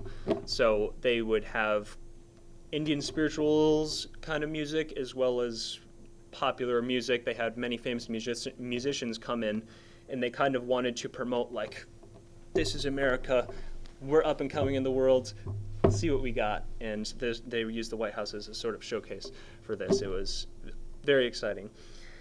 And they also had Booker T. Washington to the White House for the first time, who, funny enough, I did a project on in another class very recently. And that was the first black man to dine in the White House. So he had dinner with Theodore Roosevelt. Effectively, he served so Theodore Roosevelt, their term was like 1901 to 1909. And after that, he died in 1920 at 60, I believe, of heart complications. I could be wrong. But as I said, very full life. And I would say, to summarize it, they modernized the presidency, or she really helped to modernize the presidency with her social moving and recognition of the U.S. as a up-and-coming power. And Teddy said about Edith Roosevelt, people say she was a better judge of people than Teddy Roosevelt, and Teddy said, whenever I went against Edith's advice, I regretted it. So that is Edith Roosevelt. Thank you.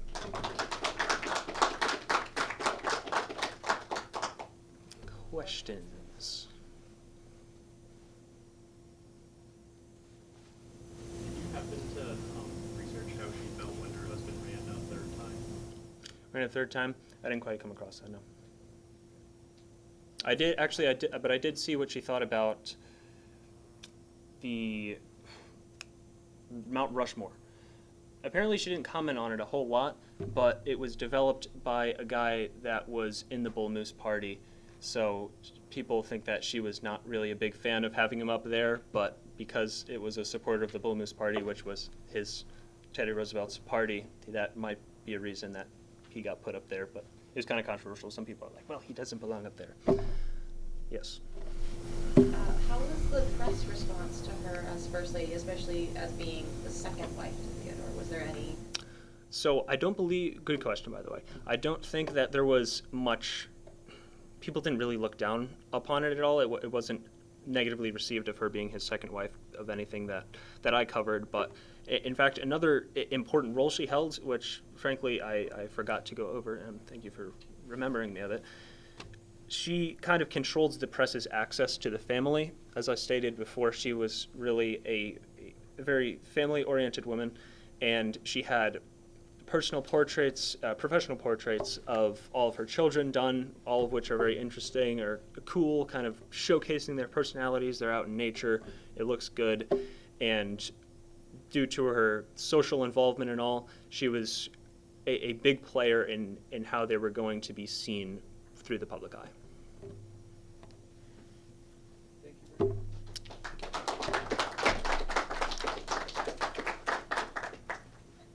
Good afternoon, everybody. Actually, let me do this real quick. There we go. Come on. There we go. So, today I am the 27th President of the United States, William Howard Taft. Most days, you'd know me as Nathaniel Hayes. But I'm here to talk about my wonderful wife, Nellie Taft. Now, Nellie, first of all, gets her nickname because her mother's name was Helen, and her father didn't want to confuse the two Helens when they were children, so she became Nellie, and that's all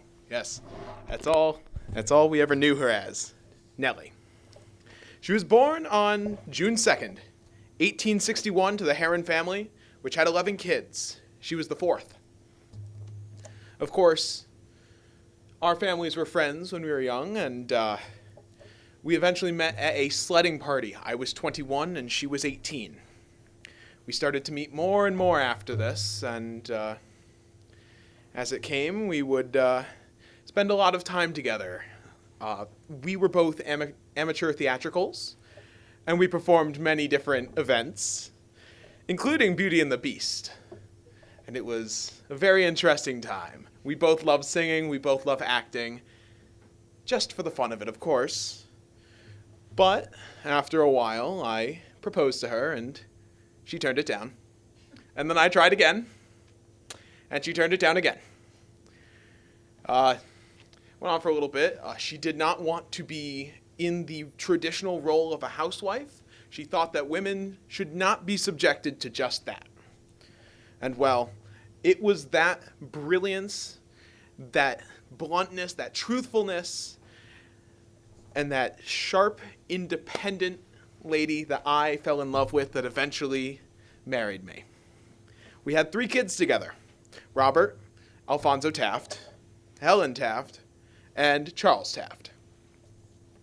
And of course, in her early years, she studied at the University of Cincinnati, although she never graduated, and she was self-educated.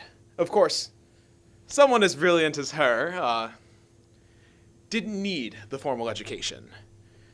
And of course, she also had a salon in Cincinnati where she would talk politics with her friends. She was very outspoken, and if she believed something, you would know she believed it.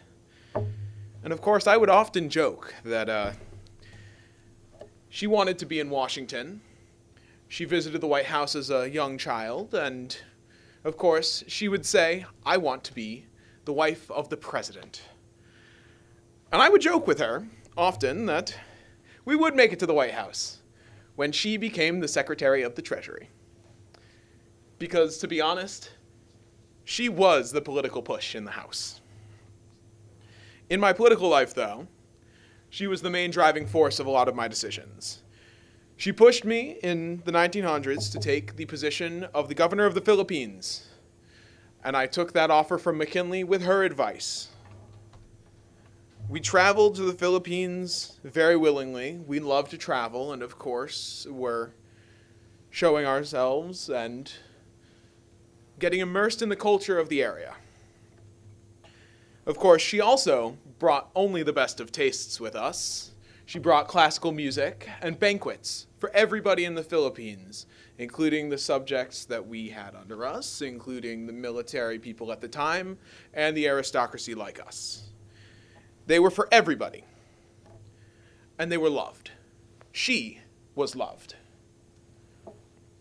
She would also wear traditional Philippine formal dresses and embraced the culture. She was a wonderful influence. However, later, I was promoted to the Secretary of War by Roosevelt and moved back to D.C. Of course, her time as the wife of the Secretary of War meant that she had to interact often with Edith Roosevelt, whom she hated. Nellie, my Nellie, would love these conversations with champagne, to be very brash about her beliefs, and to let everybody in the room know that she knew what she was talking about. And of course, Edith was not that. Edith did not like the alcohol. Edith was more subtle. They did not get along at all. However, Roosevelt and I very much did get along, and she actually worked to secure me as the successor to Roosevelt. She spoke with him personally to promote me. She helped me realize that I could be more than just a Supreme Court justice, the position I had wanted my entire life. She had me turn down that position so I could be the President of the United States. And when she spoke with Roosevelt personally, she brought up my questionable politics, and when she talked to me personally, she coached my politics, and they became less questionable. We were also very active together in campaigning and traveling. And of course, Roosevelt and I did differ, whereas Nellie was more brash. I remember there was a time in the Philippines we were given a gift, and it was a beautiful, beautiful piece of art. And of course I said, well, as the governor to the Philippines, I must give this to the Smithsonian. This is not mine to keep. And Nellie was heartbroken. She loved it. And so she talks to Roosevelt. And Roosevelt says, well, give it to Nellie then. Nellie's not the governor of the Philippines. And so we ended up with it in the dining room. Yes. But in campaigning, she went with me, and she planned and advised much of the campaign, being very, very close, monitoring the news, giving me advice on what to speak about. She helped me secure the nomination, specifically with specifically with Roosevelt, and then my own party. And I do remember there was one time when we were campaigning. It was very, very, very busy months. And we were sitting down, finally able to relax, playing cards, as we both loved to do together, and people were giving us looks. And we didn't think much of it at the time, but the next morning, we realized it was Monday. We had been playing cards on the Lord's Day. And she freaked out. It would be the end of my candidacy. It would be the end of my political career. And, well, nothing was said about it in the newspaper. It had been blown over. But still, she was very involved, and she was there to make sure that I made the right decision. And she was there every single step of the way until I was president. And even during my inauguration, she was the first lady to ride alongside me, and damn did she deserve it. This is the precedent followed to today, but, of course, my lovely Nellie would be the first to start it. Now, as president, I had a lot of things on my plate. First and foremost, the Tariff Act that Roosevelt had kicked the can down the road of, and of course she was my closest political advisor. But first would come her changes to Washington. She planned planting cherry trees down the Potomac River, which was an ugly eyesore. It was used for carriage racing, and it was dirt. Nothing people ever wanted to see. And of course, her idea was to plant cherry trees all the way down it. And what a beautiful idea it was. Of course, only the best from a brilliant woman like her. But in 1910, we received 2,000 cherry trees as a donation from the Japanese emperor, and they were bug infested. It was brutal, giving her the news that we had to burn all of them. But then again, in 1912, we were gifted 3,000 trees, and we planted them all, and even to this day, it is something every year that is observed when they blossom. However, I had to give her the news during a particularly bad time, because 2 months into office, when she was starting her routine, she was starting her political career as somebody who hosted parties and banquets similar to what we had in the Philippines, she had a stroke. And I was on the presidential boat in the Potomac when one of our advisors pointed out that she was seizing uncontrollably in the back. And from that day forward, I had lost for an entire year, my best friend and my closest advisor. But every single day, while she rested and got to full health, I wrote 6 to 8 pages every single day to her to remind her of how much I loved her and how she would recover and be back in the White House. And of course, it was a very tough time because I still had to sort out the Tariff Act, and without my closest advisor and best friend to talk with, I was lost just a bit. But we made it up to her with the planting of the cherry trees, and of course, she returned in a beautiful, beautiful gown on the New Year's reception of 1910. That tough Nellie of mine took 1 year to recover from full paralysis and loss of speech. She came back better than ever. Well, not quite better than ever, but close to better than ever. And of course, for our 25th wedding anniversary, we had the silver wedding anniversary, where over 5,000 people attended at the White House. We were married at that point, 25 years, and spent all but one of it in public service. So, of course, she deserved only the best. Every tree was glittering with lights. Every place a lantern could be strung, there was a lantern strung. It was a beautiful, beautiful place to be, and of course, only the best for someone like her. And it was one of the best times of my presidency. I don't remember much of it because it was miserable. It was long. I do not like politics. However, I did it for her. And of course, we made it through. But this is her favorite moment and one of my favorite moments, only possibly second, don't tell her, of course, to my nomination as Supreme Court Justice. After the presidency, though, we realized I did not have a chance in re-election, and we packed our bags, gave the Wilsons our best wishes, and moved on. I moved to Yale as a professor, and of course, for a few years, she stayed out of the public light, but that was never Nellie's way.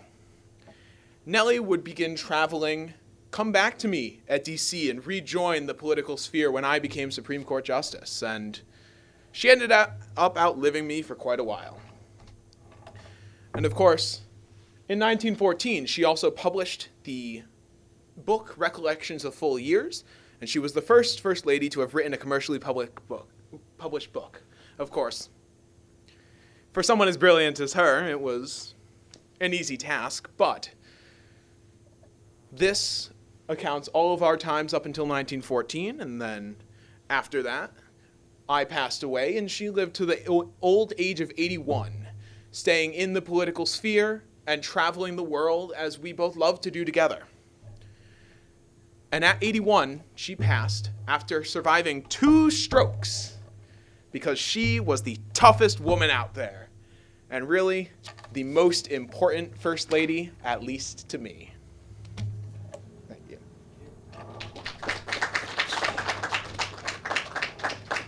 All right. Okay, questions for William Howard Taft?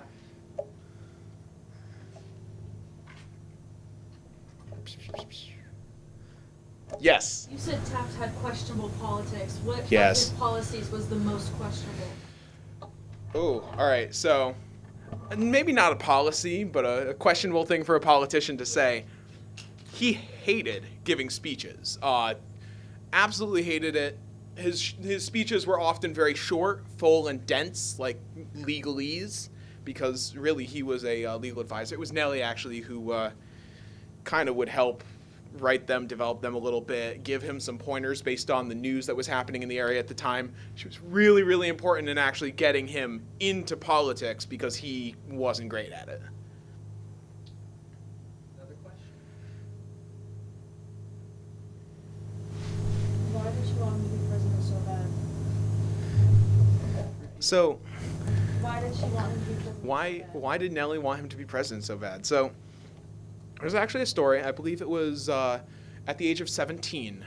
Nellie Taft makes it to the White House. Her family, the Herons, were invited by, was it President Arthur, I want to say? I'm not 100% sure. I think it was Arthur. But they're invited to the White House, and she's there. She can't exactly partake in all of the events going on, all of the social life, just because she is too young. But there is a saying that people will often quote. Nellie makes it there and she goes, "I am going to marry the man who's going to be president." And she just loved it. She wanted to be there. She was engrossed in the politics. And being a brilliant woman, she was very in tune with what was happening politically, and she just wanted to be at the center of it. And she got exactly what she wanted. So, she made it, and I guess Taft made it along with the ride too. Thank you.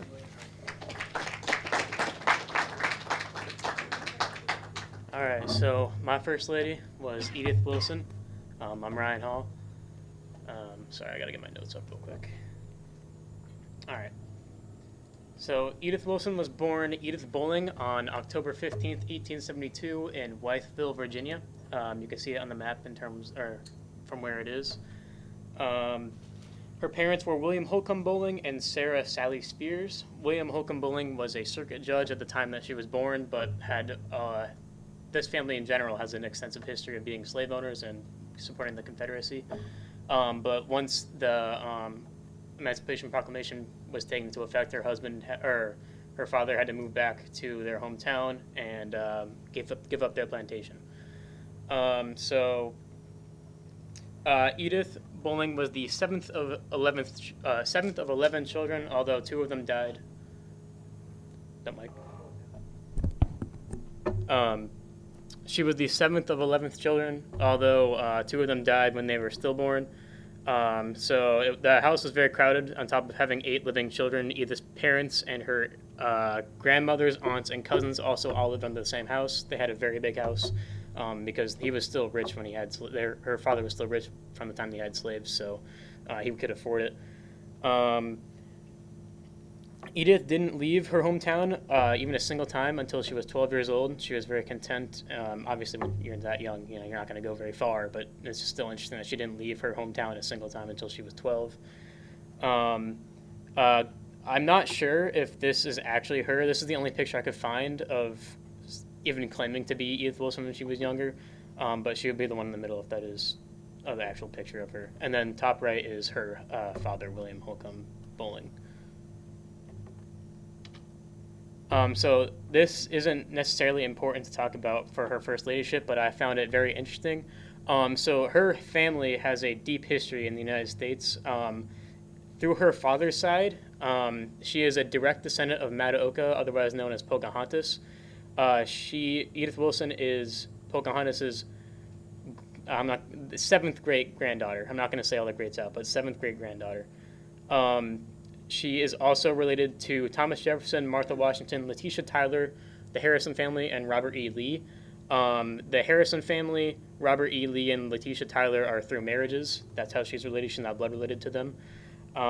Martha Washington was her first cousin 5 times removed. And Mary Jefferson Bowling was which was Thomas Jefferson's sister, was Edith Wilson's great-grandmother. So it's kind of complicated, but they're related. That's all you really got to know. So her education, she had very little formal education as a preteen. She didn't go to any local schools, unlike her siblings. She mostly kept to herself and took care of her very ill, bedridden grandmother. But in return, her grandmother actually taught her most of what she learned growing up before she went to an actual school. She learned basic levels of Spanish and French, how to read and write, perform basic math skills, and how to make dresses, all from her grandmother. Fun fact about that grandmother, she had 26 canaries that Edith also had to look after. So 26 canaries and all those people in the house was certainly a fun time, I would say. So when she turned 15, she enrolled in Martha Washington College, which was an all-girls finishing school located in Abington, Virginia. While there, she was reportedly very ill-tempered and undisciplined. She complained of the poor food quality, the very cold rooms, and the curriculum being too strict, cumbersome, rigorous, and intimidating. So she did not enjoy her 1 year that she spent at Martha Washington College.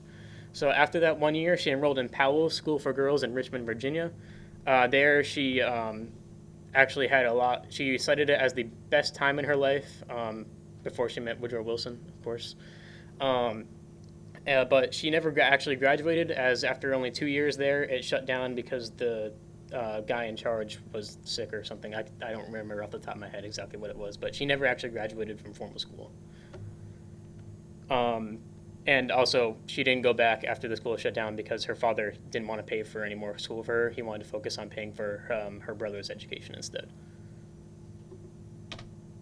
So her first marriage. While visiting her sister in Washington, D.C., Edith met a prominent, well-off jeweler named Norman Galt from the famous company Galt & Bro, which is actually still around today. It's a luxury jewelry company based in D.C. Fun fact, they actually made Lincoln's pocket watch that he famously had. That's where he got it from, was that company. So Edith and Norman got married on April 30th, 1896, and she took the name Edith Galt.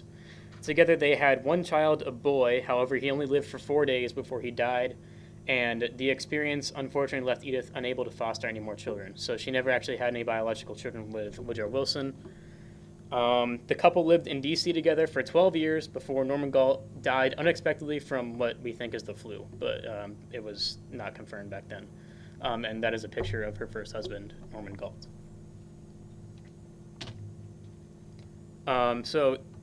Meeting Woodrow Wilson. Edith Galt was introduced to President Wilson by his first wife's personal secretary and lifelong friend. Before he met Edith, Woodrow Wilson had previously been married to his first wife, Ellen Axon Wilson, which is 2 pictures in the middle are of her. One is when she was younger, one is when she was older. They actually had 3 kids together, but by the time that Edith and Woodrow Wilson got married, they were all adults, so she didn't really have a huge impact in them growing up. So Woodrow Wilson had originally proposed to Edith just a couple months after meeting her. He was very enamored with her. But there was a big controversy that surrounded this because since his first wife had just died, people suspected that there was foul play and muck and that Edith Wilson had actually conspired to get his first wife killed or removed from office somehow. So they actually waited until a year so that Wilson could mourn appropriately, and that would clear up the controversy. They finally got married on December 18th, 1915, at the latter half of Wilson's first term. So first, she wasn't actually his first lady until about 3/4 of the way through his first term. She would then take the name Edith Wilson, but chose to keep both of her previous names as part of her entire name. So then, obviously, her full name would now become Edith Bowling Galt Wilson. The picture on the bottom right is obviously Woodrow Wilson, and then bottom left is them together in the hearts because they loved each other. So during her first term as First Lady, it was a difficult time as World War I was still ongoing, although it wouldn't last the entirety of the term, but most of the first term. Edith Wilson didn't have quite as many opportunities for social events and gatherings as other non-wartime First Ladies would have due to this conflict. It was a very depressing time and people didn't want to gather all that much. So instead of being a very sociable person, she instead decided to take it upon herself to set examples for the country. So she had gasless Sundays, meatless Mondays, and wheatless Wednesdays, which were all efforts to reduce certain types of food that were being rationed by the country. So she got rid of those types of foods on those days to set an example for the country to start rationing during the war. Additionally, instead of using manpower to mow the White House lawn, she instead had sheep graze on it, and then she sold the wool from those sheep and donated it to the American Red Cross. So that would just show how much she cared for the country, because she wanted to raise money for the Red Cross. Fun fact, Edith Wilson was the first lady to travel to Europe during her term, which is a feat. So during her term, first ladies went to Europe after their term, but during her term, she was the first one to travel to Europe. She actually did this twice. The first time was with her husband in 1918 to visit deployed troops. I believe it was in France. I could be wrong. And the second time was in 1919 when she accompanied President Wilson to France to sign the Treaty of Versailles, and she was actually present at the time that the treaty was signed. And then this is also another fact I threw in. I didn't know where to quite put it, so I just threw it here. Edith Wilson was the first lady to receive full Secret Service protection. So Secret Service had been around for, I think, a couple of presidents, but she was the first lady to receive protection from them, actually. So the second term is really where things get way more interesting. By the end of his first term as president, Woodrow Wilson's health had severely declined. He had had 2 prior strokes in his life. One left him almost partially blind, but this third one that he had during his term as president was his most severe. It incapacitated him, left him paralyzed on the left side of his body, made him blind, totally blind in his left eye, and he was blind in his right eye for 5 months after he had the stroke too. And he was also unable to speak for a certain time. Woodrow Wilson's physician, although hesitant at first, agreed to Edith Wilson's idea to hide the true extent of Wilson's condition from the general public and also a lot of people in the White House as well. This was mostly because she didn't want to cause a panic among the public at a pretty uneasy time in American politics and politics in the world in general. So he was mostly kept hidden from the press and visitors and stayed in his room for a period of time after his stroke. During this time, Edith Wilson took it upon herself to be Woodrow Wilson's personal aide in presidential affairs while he was dealing with his poor health. She became the sole communication link between the president and his own cabinet. So anything that his cabinet had to run by him, they had to give it to Edith Wilson first, and then she would go into the room and work it over with Woodrow Wilson. So on top of routinely caring for the president, she would take documents from Woodrow Wilson into his room for him to sign and return them with signed or unsigned, depending on what the president had decided, was what she said. As you can probably guess, there is some speculation that she was the one actually signing these documents under his name and thus choosing what should be signed and what shouldn't be signed and what policies should be carried out, meaning that you could make a very fitting argument that Edith Wilson was our first female president for the second half of Woodrow Wilson's term as president. I'd like to believe this is true. I just think it's a funny story. There's actually a story behind the bottom right picture as well. So that is the first picture taken, I believe it's in June of 1920. First picture taken of Woodrow Wilson after his major stroke. Edith Wilson is holding the paper for him to sign as his left hand is paralyzed. So he's signing with his right hand and Edith is holding it for him. Like I said before, a lot happened in this second term. So these are just some smaller things, obviously. I went over the major things. She essentially made her... one thing that she did was she voiced for the removal of Secretary of State Robert Lansing because he was holding cabinet meetings with neither Edith Wilson or the president around, and obviously that could be seen as trying to uphold the president and take matters into his own hands. So she fought for his removal. Edith was also entrusted with the handling the encoding and decoding of classified encrypted messages, which is not something the First Lady ever has to deal with usually, but she was trusted enough to do that. She would often add her own notes and suggestions to the president's paperwork, even after he had recovered enough to think over them himself. And she even refused the British ambassador at the time, Edward Grey, to meet with the president unless he dismissed an aide of his that had made several demeaning and rude comments towards her and Woodrow Wilson in the past, meaning she wasn't going to take crap from anyone. The bottom right picture is Secretary of State Robert Lansing.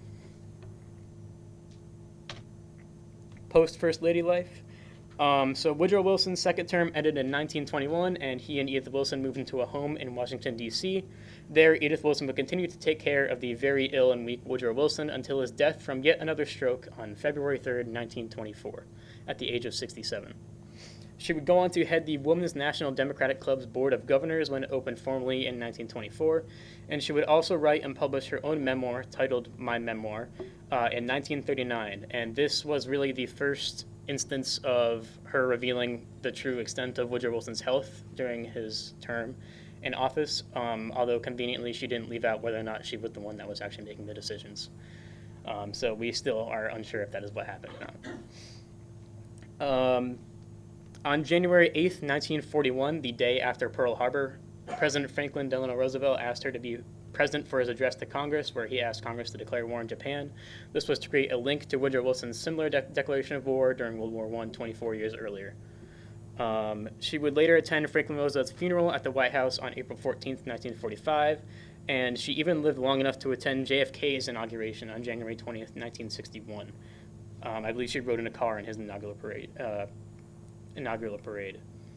The top right is a picture of Eleanor Roosevelt and Edith Wilson together. They weren't necessarily the best of friends, but they didn't hate each other either. Their relationship was mostly cordial. They got along well enough. And Eleanor invited Edith to sit next to each other in the open-top car during JFK's inauguration in 1961. Edith Wilson would die later that same year on December 28th, 1961, from congestive heart failure at the age of 89. She is the seventh longest-lived First Lady in American history. The very same day of her death, she was to be the guest of honor at the dedication ceremony of the Woodrow Wilson Bridge that crossed the Potomac River between Maryland and Virginia, and that also would have been Woodrow Wilson's 105th birthday, was the day that she died. So, post-death impact and legacy. She left her home to the National Trust for Historic Preservation under the condition that would be made into a museum that honored her husband's legacy. The Woodrow Wilson House would open as a museum in 1964. During her life, she donated Woodrow Wilson's presidential papers to the Library of Congress in 1939, followed by his personal library in 1946. The Edith Bowling Galt Wilson Birthplace Foundation and Museum in Wytheville, Virginia was established in 2008, which turned her childhood home into a museum that you can go to today.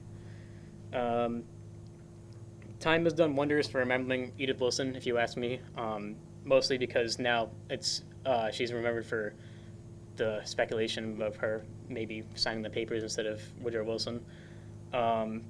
She was a very hands-on woman who cared deeply for both her husband and she did the United States, because if she didn't care for the United States, there wouldn't be any speculation about whether or not she signed the documents or not. Her memoir shed light on things that we really didn't know about Wilson until her memoir was published. So without that, it would have been more speculation about how his condition really would have been. So without her, we wouldn't have known much about Wilson's condition as we do now. And that's about it.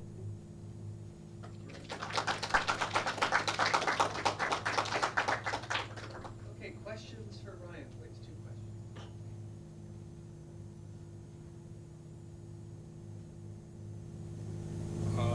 Do you know anything in particular that she did to the White House, maybe design-wise or anything like that? Outside of the sheep on the lawn, I don't know anything that she did, like, actually physically for the White House itself. So.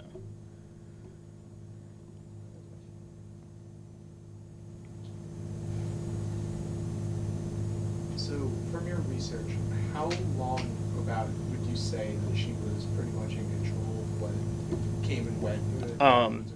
Pretty much from the time he had his stroke in 1919 to about when he recovered would have been in June of 1920. So probably about a year and a half-ish she was probably in there. But like I said, we don't know 100% if it even is true or even how long it would be because of his condition.